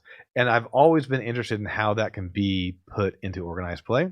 Again, I think the bounty system is actually somewhat close to this. I've always kind of played it in my head with the idea of whatever deck won the last tournament, all those cards are banned. Just figure something else out, you know? I like that. I've always also really liked the idea of this as far as like perfect organized play. But when something like Hubworld comes out, or anything, especially when we're more in the LCG models, but have cards, the legality of cards in tournaments gated by region. So like the East Coast has this pool of cards out of the set to play with, the Central has this, and then they switch, and then it like clicks over. And just by the very nature of the way the experience works with this, they're going to look at the set completely differently. So when they come together and all the cards are legal, you're still going to get this vast, crazy variety of decks because the amount of experience each region has had with the cards is so different. Stuff that really throws wrenches into things is very interesting to me, because at the local store, at the local event, on a day-to-day basis, you can just do the thing. And so I don't want to go like super crazy, like Fresh Ground Monster, whenever we did that at Monday, where it's like real crazy stuff. But in my head, and I've never really been able to define it, I think that the organizer in the organized play, most often the company, needs to in some way have their own deck. Like if that deck is a list of temporarily banned cards, that's something. If that deck is a list of bounties, cards that you get in more to incentivize to play, that's something. But like, because it's the sitting across another human being in a tournament set, or in playing against him and saying, whoa, that's crazy, how'd you put that in? I've never seen that card before. Everyone talks about those moments. And I think that there is a way that a company can actually do more as far as what cards show up on the table. Yeah. Well, I think a couple things there. One, I want to bring up Warlord, because something you described is close. Their old school Overlord system, which I believe they're rebooting. I don't know how much they're playing jazz and changing, but essentially the way it works is you play in your local gathering, and then the winner of that, after the tournament's over, actually plays against the tournament organizer, and the tournament organizer has an Overlord deck, which is kind of a little bit overtuned, busted, kind of a little not quite broken, but pushing it level of deck / cards that aren't typically legal. And then if you beat them, you get a copy of the Overlord. That's right. That is a big deal. Yeah. And then at your kind of like regional style level events, there's opportunity to play against Dragon Lords. And Dragon Lords are, you know, kind of officially, they're even more overtuned than the Overlords. But if you beat it, to play against a Dragon Lord, you actually have to have an Overlord. That's right. And they'll mark it or sign it or clip it or whatever. So you can use each one once. You play against the Dragon Lord. And if you beat the Dragon Lord, you get a copy of the Dragon Lord. And then you can trade the Dragon Lord in at like bigger national world level events. And eventually you can play against like Medusan Lords, which are like very rare. Only one person on Earth has that deck or that character. It's also not known. So like the first time someone plays it, you're seeing things you haven't ever seen. Yeah, and people like taking back in notes the and stuff. 2000s, people are on the forums like sharing like, here's what it is, here's what I did that worked, or here's this thing. And if a Medusan Lord gets beat, it's, the Medusan's dead. And you become, but if a Medusan Lord wins something like 50 or 100 games, they retire and no one ever gets to beat them. And so that's a really good example though of like, and when you play and locally, if you win and play against the Overlord, you use the same deck. That's the important point. So that's the part that really clinched it for me when they were talking about it. It shifts the cards you even put in your deck going to locals, because you do want to win the local event, but also you need to have the tools in the deck to then also win against the thing. You got to make it to the top with this set of tools, and then so then it warps, you know, what you end up playing, and then of course every month or every quarter or however often they switch out the Overlord, and so it naturally kind of shifts. It's kind of like the event card in Alpha Clash that shifts what you're even playing at the event. I would say one way to look at this that I think is really interesting is essentially the more local the gathering, the more elements of variance you introduce. Okay. Okay. So you're actually going the other direction, which I think is interesting, and I want to hear. That's one thing I love about Warlord is it's a D20 based system. No matter how good you are, how good your deck is, anyone can win either game. That's right. Like it's so easy to win or lose both directions, and everyone that plays Warlord knows that. Yes. And so the kind of people that play Warlord aren't ever going to be the people that want low variance. I can win every time. Right. And that inherently is a helpful equalizer to a degree. It is, because no matter how much I've played or how good my deck is, we can sit down and there's like a fundamental, like a character's a character, and you start with this many characters in play, and like I think you can only mess it up so bad. As long as you have things on the table and you're attacking, you know? Right. And so Warlord is like an exceptionally, I think you can be really good at it. But exceptionally new player friendly. Yes. Because it is fun, and even if you lose, I think you feel like you could have won a lot of times. Even if statistically you made bad choices and still lost. I think you could look at it and be like, oh, I just rolled a 1 at that. You know, these couple of points. We'll try again. Load them back up. But I think there are ways, and part of it is the less solved. If I can take, and I literally did this, I played in Pro Tour 1 for Fab. The next weekend, the ProQuest season started, and there was a ProQuest in Tulsa. And I never played in Pro Tour. It was the first Pro Tour for Fab. I prepared relentlessly for that. And so literally I get home on like Monday night from New Jersey from the Pro Tour. I play no more Fab between then and the weekend. And then I go to the Fab PQ that weekend with the exact same list. I mean, it's a 1-for-1 list, right? Nothing's changed. It's just a week later. And I won that PQ.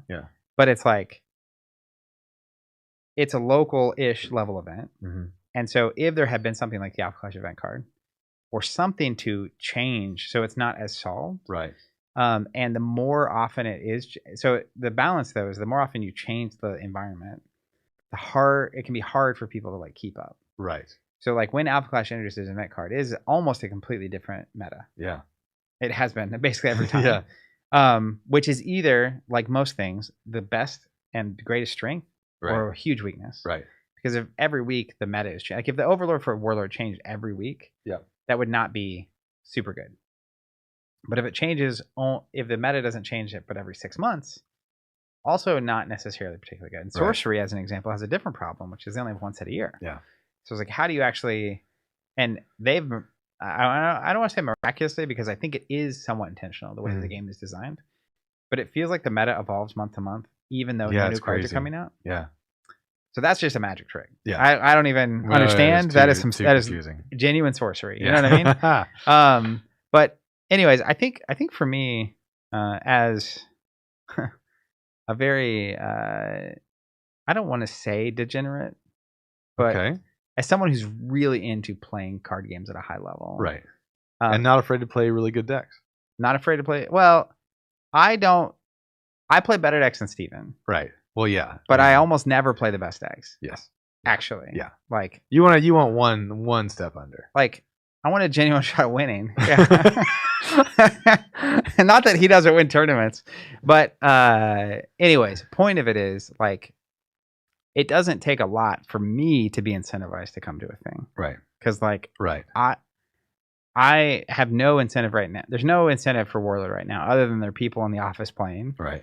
And I wanted to build decks and play. Right. Or have a sorcery deck for a sorcery league and all that kind of stuff. So my ideal is it's not really about the stuff as much as do I feel my least ideal is a solved meta for too long. Right. Like I love exploring and Yes. trying. Yes. And that is where like Yes. the event cards for Alpha Clash or Mhm. the Overlord system for Warlord, Yeah. it's like, oh, here's a new puzzle. Yeah. Yes, I need to have a deck good enough to beat everyone else here, but Yeah. also I want to beat the Overlord. Right. And new puzzle, you go to Nationals and normally it's you're just trying to win that thing. But Mhm. actually now, for me as a person, this just is revealing, I would rather be challenging Medusan Lords than playing in the tournament. Mm-hmm.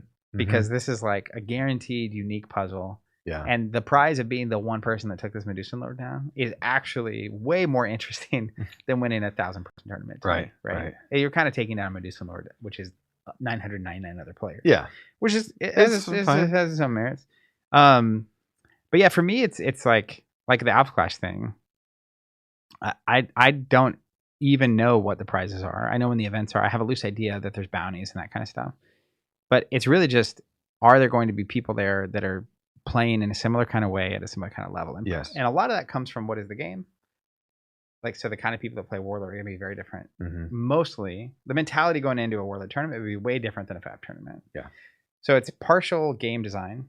I think the incentives do actually matter. Like if you had a Warlord tournament with $100,000 on the line, you will get people playing it that currently won't play Warlord. Yes. Just straight Yes. out. You have something to say? I've got two things. Let me do a little summary real quick, and then we'll jump to my second thing. But it sounds like to me that there are two stages to the perfect organized play. One is to get as many people as possible at the event. Why that is, not sure. But let's just say that's one of the reasons why you do organized play. And you make it an event. You're trying to bring in the massive amount of people. More friendships can be made. That's fine. And it is nice. Like I think the Alpha Clash event cards are really clever because it's a game changing card that increases, it changes the whole meta. But also it's like a memento. Right. So it's like yes. Even think about the FFG stuff, all the play mats and the promos and stuff. It's almost just more like, this is something I want. I get it. I keep it. I'm not trying to sell it. Mm-hmm. It's more a memento of the thing. And it's People like, it's cool when that things. card shows that was the Veda that was from the first World Championship or whatever it is. So we're bringing people in.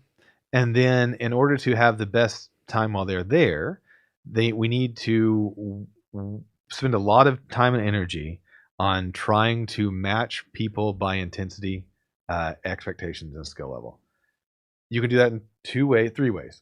You can do that by you're sort of filtering out, playing lots of games, and the good people will go to there and the bad people will go to there, and eventually with the ELOs or the Premier League stuff, everyone will kind of get in the right bucket. A Swiss tournament is designed to do this across rounds. That is the downside of the Swiss tournament is the first couple of rounds are always, and they could be really bad and could be negative plays, but by the end of it, if you stick in there, you should be with people who, unless they've gotten their feelings hurt in the first couple of rounds, are on your same level and ready to tango. Or you can have lots of small different events so people can sort of self-organize into, I want the more wildcat stuff. Or you can try to level the playing field so that the amount of people who are in the middle is greater. So this is where you get your bounties. This is where you get your sort of more wild deck building ideas, or like throwing wrenches into things so you can't just play the best deck. So those are the three ways that I can tell of doing it. Keyforge did it by putting chains on your deck as you got better and better. That is very cool. How do you feel about that? How was that as a solution to trying to bring the most amount of people together as far as what their decks and what they were capable of doing? I think it was a good attempt. So Keyforge unique deck game. So you buy a pack, it's a full deck. You can't change the deck. And later they would get bought by Ghost Galaxy, which is owned by Christian Peterson, who was the guy who started FFG, who made Keyforge. And they would introduce a alliance format where you could actually mix decks to a certain degree. But in the early days, if you know you locally you won a tournament with a deck, you would start getting chains, or you won enough, you would start getting chains, so that when you compete with people at a similar intensity level, there is something that is challenging with the chain system in that you want people to be able to play with the cards they want to play with. Yeah. And so like if you have a deck you really love, eventually you could have enough chains on it that you actually just can't do it. And they had a cool thing where like you had to like level up a deck to a point to be able to go to a Worlds. Like that's actually qualified, was you got a deck to a certain point, right? Yeah. So there's some clever ideas there, but I think another challenge that organized play systems run into is that all these things can sound cool, but the weight of managing them can be heavy, and specifically scale. Like most games that aren't massive don't have the scale for any of these systems to really be that relevant, if that makes sense. So like you even the idea, which Alpha Clash has now scaled back from, where you have to win a local to qualify for the thing, and so on and so forth. It's like that only works. Like it works for Fab because their prize for a PQ, which is you know, a lot of these events are 50 to 80 people. The winner gets a cold gold, and those cold golds, because there are 80 people that are all, let's say 50 of them could win that tournament. It's intense. Are hard to get, and qualifying from the Pro Tour is hard to do. Also, they're hard to get. Look great. And winning this event also qualifies you for Pro Tour, etc. And so they have this crazy ecosystem in place where there's enough people willing to come to a PQ to play over a promo card that for PQs, there's no cash prizes. They're literally sending a participation promo card, a cold gold, and maybe like a top 8 playmat or something into this thing. And it's like this, you know, 80 plus person event happening at hundreds of stores all the time. Amazing. And so, but that's because the thing you qualify for has a bunch of incentives on top of it, and people want to qualify for it, etc. And because they have enough people playing that, if you win the cold gold and you want to keep it, you can. But also, like, they routinely are selling for $1,000 to $2,000, or they were back in the day. And so they're able to incentivize that tournament without having to. I mean, printing a card is not that expensive compared to $2,000. Right. So they get to incentivize it without really having to incentivize it. But all these things you're putting into place, and the living legend system, and the qualify for the Pro Tour, and all this kind of stuff, actually only matters if you get to enough people for it to matter. Yeah.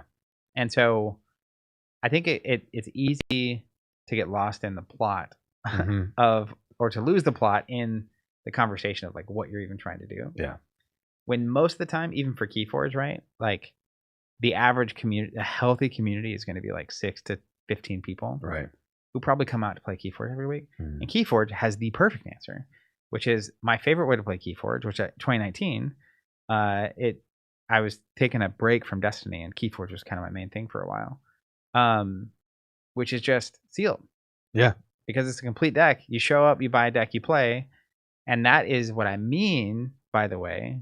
That is one version of variance at a local level. Because there were people there, Matt Ziga and Ross, that were way better at Keyforge than me. But not so much better that if they got a mediocre deck and I got a good deck, or they got a bad deck and I got a mediocre deck, I could win. Right. And it was like, we're both having fun. And the challenge every week was like, how do you play the deck that you just randomly picked? And so, but that's just variance. Yeah. Right. That is like a great equalizer locally. But when you just have 4 people playing sorcery locally, part of it that's interesting to me is that a lot of times it polices itself. You're right. The local meta. Yeah, because like if I remember Game of Thrones LCG early days. Ben Comstock had a Maester deck. A year after this era, so he was dominating. Yeah. And the whole community's goal every week was just to beat Ben. which is cool. That's the kind of stories that you want to That's have. exactly. That you don't even need to Yeah, incentivize. no one did anything. Right. It just happened. Right. Within a year, like 80% of the cards in his deck were banned, like unplayable, because it was just like bustedly everything. But no one incentivized us to do anything. Right. But also, at a certain point, he got bored. Right. Yes. And it was like human stuff. Okay, I'm gonna put this away. Yeah. And Steve and I have had that happen where it's like, not to be that.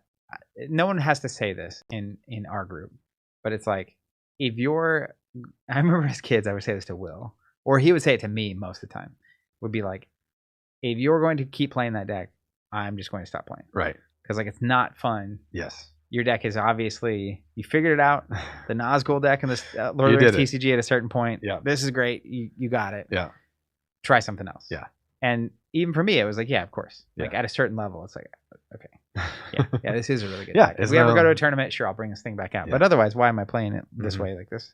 So it's this weird thing too, where like, beyond who is your audience and what do they even want, That's why you even do it. is what's your scale? Yeah. And you have decisions like the Alpha Clash thing, online tournaments. Let's just get there. Is the invite thing, and it's like, well, I don't think you're at the scale where this is really working. What's actually happened is there are people that would come to your event They're not that coming. aren't, because they don't have a local store, or the local store didn't host it on a weekend they could go to it. Yeah.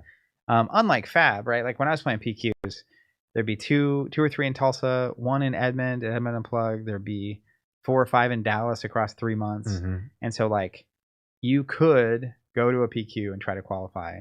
I would play like 3 to 5 a season, depending. And that's enough chances to like play. And if you don't make it, you don't make it. And then see you next season. Yeah. Try And again. it would literally be like the next day. It's like, all right, next season has begun. It was kind of exhausting. That's another element of organized play, is like, at a certain point, I loved every minute. Mhm. Right? I was so in on Fab. But at a certain point, it was like, and especially once I stopped, Right. it's like, oh God, I did not realize the time and energy and mental Right. strain on just like constantly planning the next trip. If I'm going to 4 or 5 every season, it's a lot. And so I think pacing is also really important, because burnout's a real thing that can happen. But all that to say, I think scale is really important. And I'd be curious to get your take and the internet's take on the online tournaments, because when I was, Flesh and Blood is named Flesh and Blood to get people together in the Flesh and Blood. Yes. When I was maybe as deep as you could possibly be into a game, Fab, I would say 60% of my games were online. Yeah. And now, especially, I have a kid, 20 months old. The amount of time I have, every time a Fab set came out, it was like Friday night and Saturday, all day Saturday. We were just hanging out, drafting, playing sealed, talking about cards, doing the thing. Mm-hmm. And then the weekend before major events like Pro Tour and stuff, it's like Friday, Saturday, Sunday. We were just like jamming games. That would be very difficult for me to do at this point in my life. Yes. It would be even difficult for me to like hang out for 5 hours at a tournament on a weeknight. Right. Like, just given my schedule.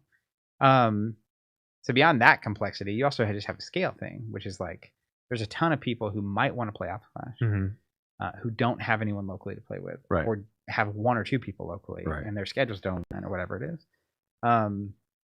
So I certainly get the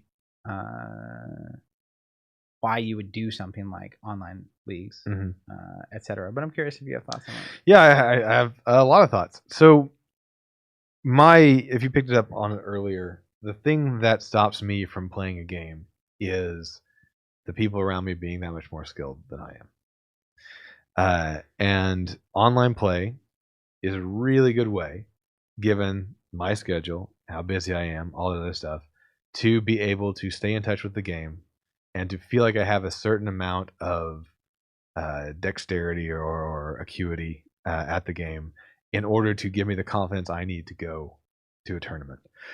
Now, or like when we're hanging out playing sealed or something, like or draft, you feel I feel like I've done enough to know, like, this is a good card, this is a bad card. I actually have some experience. Now, caveat, I thought this was a universal problem, and then I did a personality test, and they said, like, you don't like being bad at things in front of other people, and I was like, oh, that's a me problem. It's not a universal deal. This is a me thing. Yeah. So I don't know how Yeah. universal that is. Yeah, I'm very comfortable being bad at things in front of people. Yeah, I am very. Ooh, I It's do my not whole like life. it. Yeah. Do not like it. Which is why I'm an editor, right? I can You put can everything perfect it. together Yeah. first and then send it out. Yeah. Anyhow, whenever my son was very young, I would have to put him to bed, and stay in there a little bit. And the spell slingers, I got spell slingers because we did the interview with Lucas Lissinger. Loved it, played it all the time. I felt very competent at that. And then also Warhammer Champions. Online, I play that. I would walk for 45 minutes, sit down under a tree, play a game or two, and walk back for 45 minutes. That is It was amazing. so much fun. But I loved it. And then we would play in the thing, and I was like, I know these cards. I am not surprised by what I'm seeing. I am ready to go.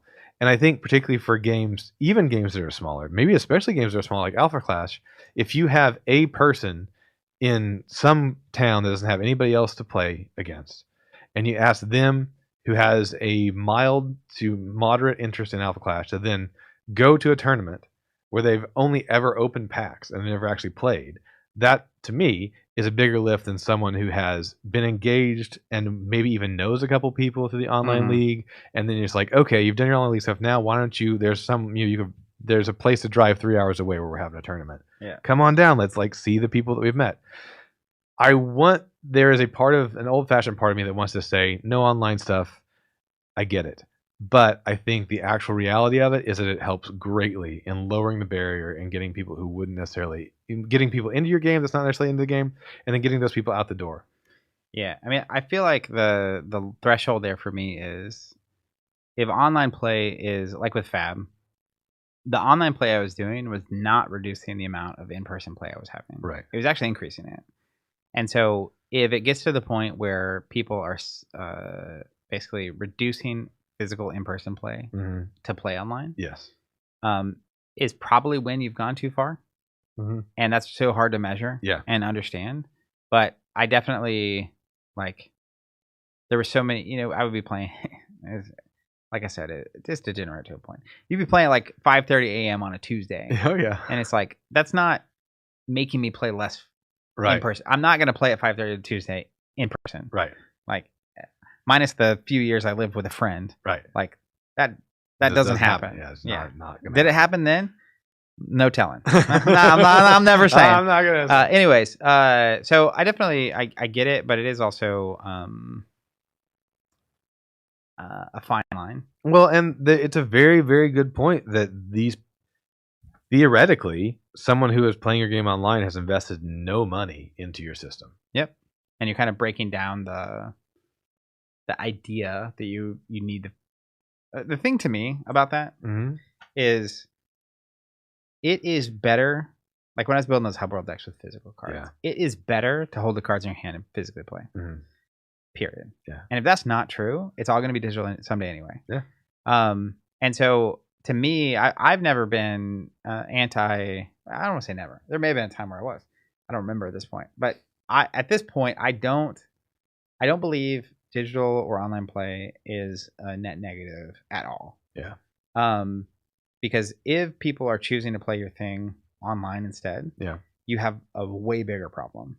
Yes. It needs to fundamentally be more enjoyable to play your game physically in person with other people and to physical cards and do the thing. Yeah. Otherwise, just take the knee, make the digital game, and move on. And so, and that's where there's no. When I was playing Fab online and practicing, even we test Alpha Clash online. Most people I play Alpha Clash with are nowhere near here, minus Ian now. It actually enables us to play when we do travel to these things, and we have 10 times more fun playing in person on the weekend of the event than we do when we're playing online. But it's enabling it to occur. Yeah. So to me, it's just a supplemental tool that is not replacing. Yeah. And as long as it's not, but if it is, it's just Slay the Spire or whatever. Well, Slay the Spire is a physical game now. Well, which is we're here. I think that we can actually trust now. We know enough. We've been through the internet, the early stages and mid stage of the internet, that people still want to be together. That Well, and if not, the problem is worse. Yeah.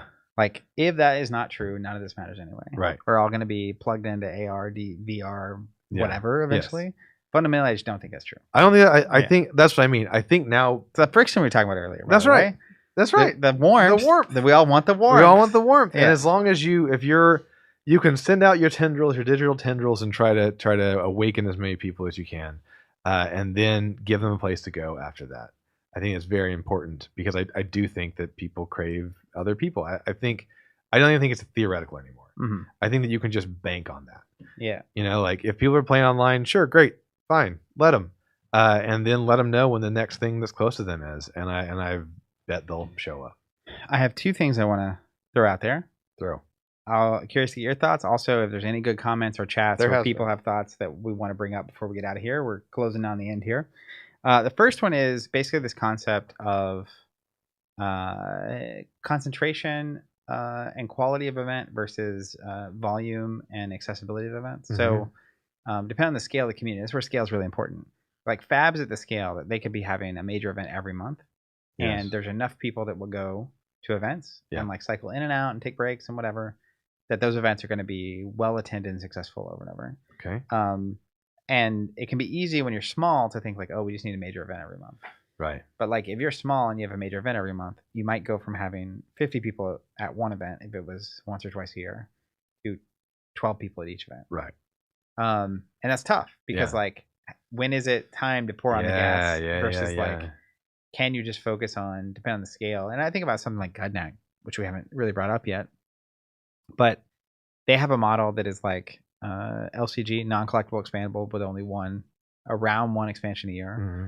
And they just recently now have booster boxes that are draft sealable, but most of the cards are alt art, alt border, foil, alt treatments, but no exclusive gameplay content. So you could buy the non-collectible stuff in the booster boxes, but you know, with only the Sorcery is another example of this, where with only one set a year, you could see a world where like if you had a monthly big event, that might be too much. Right. Where it's like, and if you incentivize it too heavy, people are solving it quicker. Right. And now your one product a year has been solved. Mm-hmm.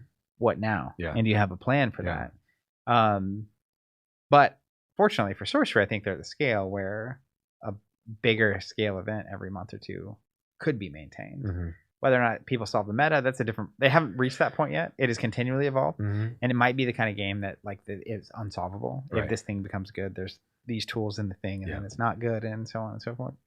So just that concept of like sometimes less is more. Yes, and sometimes more is more. We talk about this all the time, but you know, I've constantly been amazed and intrigued by the group of people that I see every year at Gen Con. Ostensibly, that's the only time they meet up in the year. Playing some old World War II miniatures dogfighting game. I know people that go to Adepticon once a year. Yes. Well, I was going to Arena Rex, a perennial favorite. They haven't made a model in years, but every year they still go to Adepticon with new tournament formats. Because why not? It's like, that's why these are people. This is what we're doing, and that's good enough. And MonCon was once a year, and like, I do think there's great power in the online world as a sort of more or less day-to-day touch point check-in, but then making sure at least once a year you are seeing those people in the flesh. I do think smaller communities especially can benefit from that, where it's like, this is the tentpole event. Yeah. If you're going to come to a thing, come to this thing, and you really get it concentrated in. And then the other just kind of looming thought, Donnie's saying, have you touched on player incentives versus TO, judge, and volunteer incentives? To a degree. We talked about that a little bit earlier. I think it is a lot of work for any of these systems to work. Yes. And I think a lot of times the people doing the most work aren't heavily incentivized themselves. And Sorcery is touching on this a little bit, but like, even with Fab, extensive organized play, I know plenty of local Fab communities and PQs that don't happen without like the one or two people holding that community down. Yeah. Which is crazy. It's crazy. Well, and that's one of the things that I think we ran into. I think it was during the FFG era. But at a certain point, you're talking about, you know, what cards are legal, what cards are bounties, what's the prize support, who qualified for this. You're talking about a job. You're talking about a real job, and if it's the company running it, that's a job.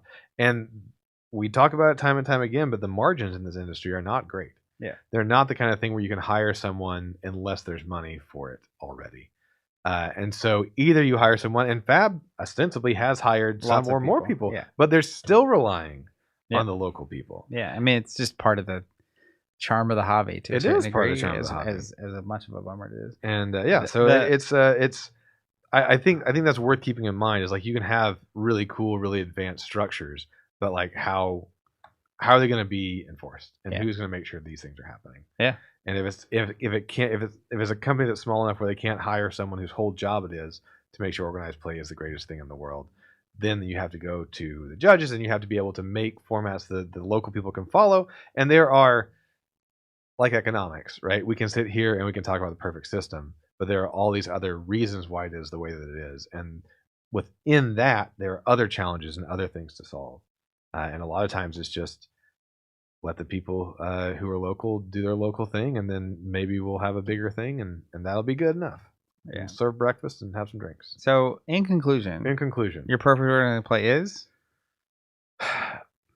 In conclusion, I think my perfect organized play is, I'll just say this. I'll leave it open-ended. I'm going to give you no answer whatsoever. That's exact. You have a future in politics. My perfect organized play, I think, is a gathering once or twice a year. It is for a game that has some sort of online component where I can keep up with it. And I also think that it has some way for players to self-select into the kind of experience they want. Whether that's many different formats, like in Sorcery Con, right? You had your multiplayer stuff, you had your this, you had your that. Whether it's more limited based, where people are on the normal playing field to begin with. I think I'm much more interested in trying to level the playing field as much as possible to a certain degree.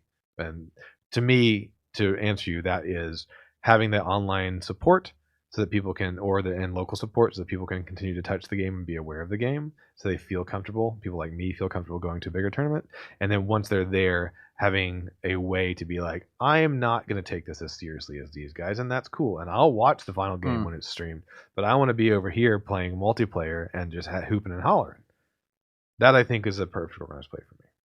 Nice. That was actually more of an answer than you started. Well, you shamed me, and so I had to come up with something. Well, I think. How about you? You can. Okay. I was actually. I'm notorious for doing this, asking questions I don't have answers to. But I was ready on this one. One thing I do want to mention before I give my answer is another, I think, potentially very valuable part of organized play is the ability to showcase the game marketing promotion wise in terms of like streams and gameplay and top decks and top players and like here's what a really good deck looks like. In the same way that, I mentioned basketball again, I watch basketball knowing I will never be in the NBA, but can enjoy it as someone who casually partakes in it and even look at it and be like, oh, like this is what good basketball looks like, right? We can have glimmers of this out on the Monday night court. Right. But it's never going to be exactly that. I think for me, perfect organized play on a macro scale is two things. A handful of events that are interesting, exciting, enjoyable enough for me and my friends to travel to and play in. Yes. Couple times a year, right? Bigger gatherings, happening style events, festival, whatever you want to call it. Just like enough reason to get in the car and drive up to Des Moines, right, to go see Ridge and Garrett hosting their next event. And then on the second part that's really important to me is the local level. My ideal local level, as you describe me and Steven as like we start a game, we're at the same thing, and then like you're here and me and Steven are here, and then like all of a sudden like we're way in front of you. That plays itself out locally too. Like back when we opened at 2.0, we had a weekly Destiny League, and what I did at the time is we would either do limited, in which case you just do your thing, but a lot of times I would have multiple decks. Yes, I like this. And then depending on who I was playing, I might choose deck A or B, and we had a Right. very casual lean back league, so that it was like, if I'm playing against Eric, this is my best deck. Mhm. I'm gonna give it to you. Mhm. But I'm playing as a brand new player. It's like I'm still gonna make every move I can to be the best possible, but the deck itself is like fundamentally less powerful, Mhm. and so I'm gonna have to work harder for it. But you, importantly, unlike the chain system, you still have fun playing the deck and seeing it. Yeah, doing what it's yeah, supposed and to I do. still chose this is the cards I wanted to play. Yeah, Center. yeah. But I think it's part of why maybe I've said for a minute now, like if I could only choose one way to play games ever again, it's limited. Mhm. Partially because it's increasing the variance. Yeah. And I like surprises. I like variance. Mhm. I like figuring it out on the fly. You end up with card interactions you've never thought about before, etc. But if there were an organized play system that was like a weekly local engagement point that would get enough people coming every week to hang out and play, that it was a good sized group playing, Mhm. but then also introduced enough variables that I never felt like me being really obsessed with this game made it boring for me or the other people. Yeah. And there weren't ever players that I felt like I could just always beat or never beat. Mhm. Like if it could balance that, the game itself plus the organized play system. Yeah. That would be my ideal. One of the things we did in 2.0 that I liked a lot was that we removed the restriction that you had to have the same deck round around. And so a lot of times the more fun a deck is, generally, the less good it is, right? If it's got big swingy kind of fun things that can happen or neat stuff, it's generally less good.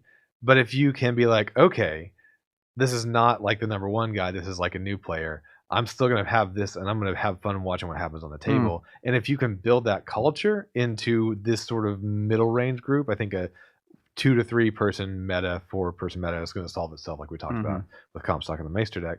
But if you're in this mid range and you can build in the culture of like, you have multiple decks, you can have the one you're testing out that you play against the person who's just showed up. You can have like the hardcore one that like it's been you and this guy going head to head, and you got to solve it. And I think that's a really cool way to do it on a local level. Absolutely. Yeah, and there's probably a lot of ways that you could think about it like that. I think a lot of times the easy path is just how do you incentivize the winner? Right. You have a participation thing, you have a winner thing, and how do you do that? And then you just rinse, repeat over and over again.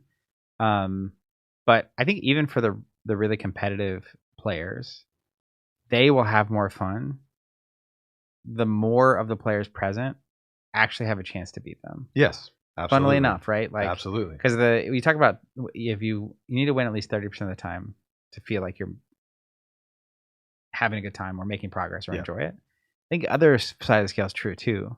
If you're winning 90% of the time, it's also not fun. Yeah. It's kind of like if I was playing, Connect 4 against one of my nephews. Right. If I'm, it's to a certain degree, it's fun just to like interact with them. Right. But if we're genuinely playing, like, and they can't, play tic-tac-toe with someone. It's actually just not fun, period. Because once you solve it, right? But just that idea of like, even for the really competitive players, like if somehow you could make it where they were 50-50 into everybody, it would almost they would almost probably become more obsessed. Yeah. Because like you would feel the need to like, go even further or down the road or whatever it is. So anyways, I think there's a lot organized play at large. There's a lot of layers to it. There's a lot of nuance. There's a lot of different people. I do think, as you noted at the very beginning, clearly defining who your audience is and who's this for and how to maximize around that is like the key to all of this. Right. Because if you're trying to be the most competitive card game of all time, it's a very different answer than if you're trying to be like the most fun thing to do down at your local game store. Yeah. Yeah. Like, and for different, all sorts of different preferences, people, et cetera, et cetera. Yeah. And I do like the concept of when you're talking about, a lot of, I think one of the things that we're trying to break down here is that the easy thing to do is incentivize winning and to reward the winner. Been done forever. It's easy to do, plug and play. The other easy thing to do is incentivize and reward the bigger and the bigger and the bigger and the bigger gatherings. A linear line right to the top. But I think as far as gatherings are concerned, I think the big breath in and the big breath out is a beautiful way to look at it. that you have your once or twice a year big thing where everybody gathers and they go out to their separate groups. I think that's beautiful. And then also trying to find ways to incentivize other players to show up and to have fun and to align themselves in a way where everybody is feeling that middle ground between boredom and anxiety, and they're all able to get in there together and just lose track of time and lock in. And that can be really tricky because, again, the reason someone might travel to an event and play and what would be fun to them, it's this kind of thing where like you could try to appeal to a lot of different kinds of people to bring them all together and somehow make that work. Yes. But that's very challenging to do that and also not lose the soul of what you're trying to do. Very much so. Like, it is. Would you say, Zach, that it is better to have a smaller tentpole gathering full of aligned players rather than a larger tentpole gathering full of a mismatch of people with different expectations? I would rather have 4 to 8 people that are very aligned. There it is. Personally. Yeah. Like, or however many people you can get in the room, and it really past maybe like 100. Somewhere, I've said this a lot, but like I think the magic number is somewhere in the 1 to 150 range. Yeah. What's the 150 number? The Dunbar's number. Dunbar's number. Yes. That are, the more aligned that group is, the more fun that event will be. I love it. No matter what they're aligned about. Yes.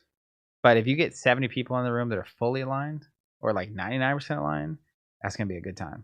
That's what Moncom was. Yeah, that's right. There were some outliers. Yeah. Right, in terms of how competitive or how like whatever. But generally speaking, philosophically, we were all there to have a really good time. That's right. And that was like 30, 40 people most of the time, and it was beautiful. Magical. Still magical. Yeah. Still wonderful. Anywho, any final stream comments that we need to talk about? We ran a little long here. The two gray space people. Thorgrim, any OP has to target the local level as a priority and fuel that local level play with some kind of support. It's not glamorous, but it's the bedrock of the tournament scene. The 3 or 4 or 4-3 players. I do think that if you have a bell curve of players, a lot of times the attention gets paid most at the extremes. Yes. Even though the majority of people are in the middle. Well said. The extremes being hyper competitive on one side or like completely not competitive. Right. And there's merit to certain approaches in there, but in that case, I think you're right to a degree. But I also think like there are approaches that wouldn't be true of. Like I think you could have a game that has 2 or 3 major events a year, no local support whatsoever, and it would be worth it for the people to come together a couple times a year to play. That they don't need local, or their local is kitchen table. Yeah. I think a lot of people that play tabletop games have a kitchen table crew. And when you decide to get into Warlord, you have the 2 other people you're planning on playing with, and no amount of local support or incentive is going to get those 3 people to go in to play in a tournament in a store. Yeah. Or a gathering or a league or whatever. It's like you're here to play with these 2 people. And then once or twice a year, there's this big, crazy Warlord festival, and you go to it, right? Yeah. So again, I'm not a black and white thinker, so I don't think you have to do anything. I just think you have to be thoughtful about your approach and be clear what you're offering and to whom. I think that's really a takeaway, is trying to get the most amount of people the most aligned into one room. However that happens, is the perfect organized play. Which is why if it's just 3 people, but they're fully aligned, that's a perfect organized play. You maybe don't need anything else. Yeah. But 10 people fully aligned is also a good time. That's right. Yeah, but that's the whole Wolfpack. It's Fab. That's when I release weekend for Fab. I have 8 people over. We were all like similarly good at drafting and experienced at Fab, and like those are like banger weekends. That's really hard to just like. That is not normal. I know a lot of people don't have that. Yes. But yes, I think the alignment of the people in the group playing the thing is a big deal. I think you're right. Yeah. Anywho, thank you guys for being here. If you have any comments or feedback, leave a comment on the video, or if you're listening back to this on a podcast channel, please head over to the Discord channel, Industry Discussion. That's right. And let us know what you think. I will be doing that as I'm doing dishes this week. And if you have any topics you think would be interesting for us to cover, I would be curious to hear what those are. Clearly, we can talk. We can talk. See you next week.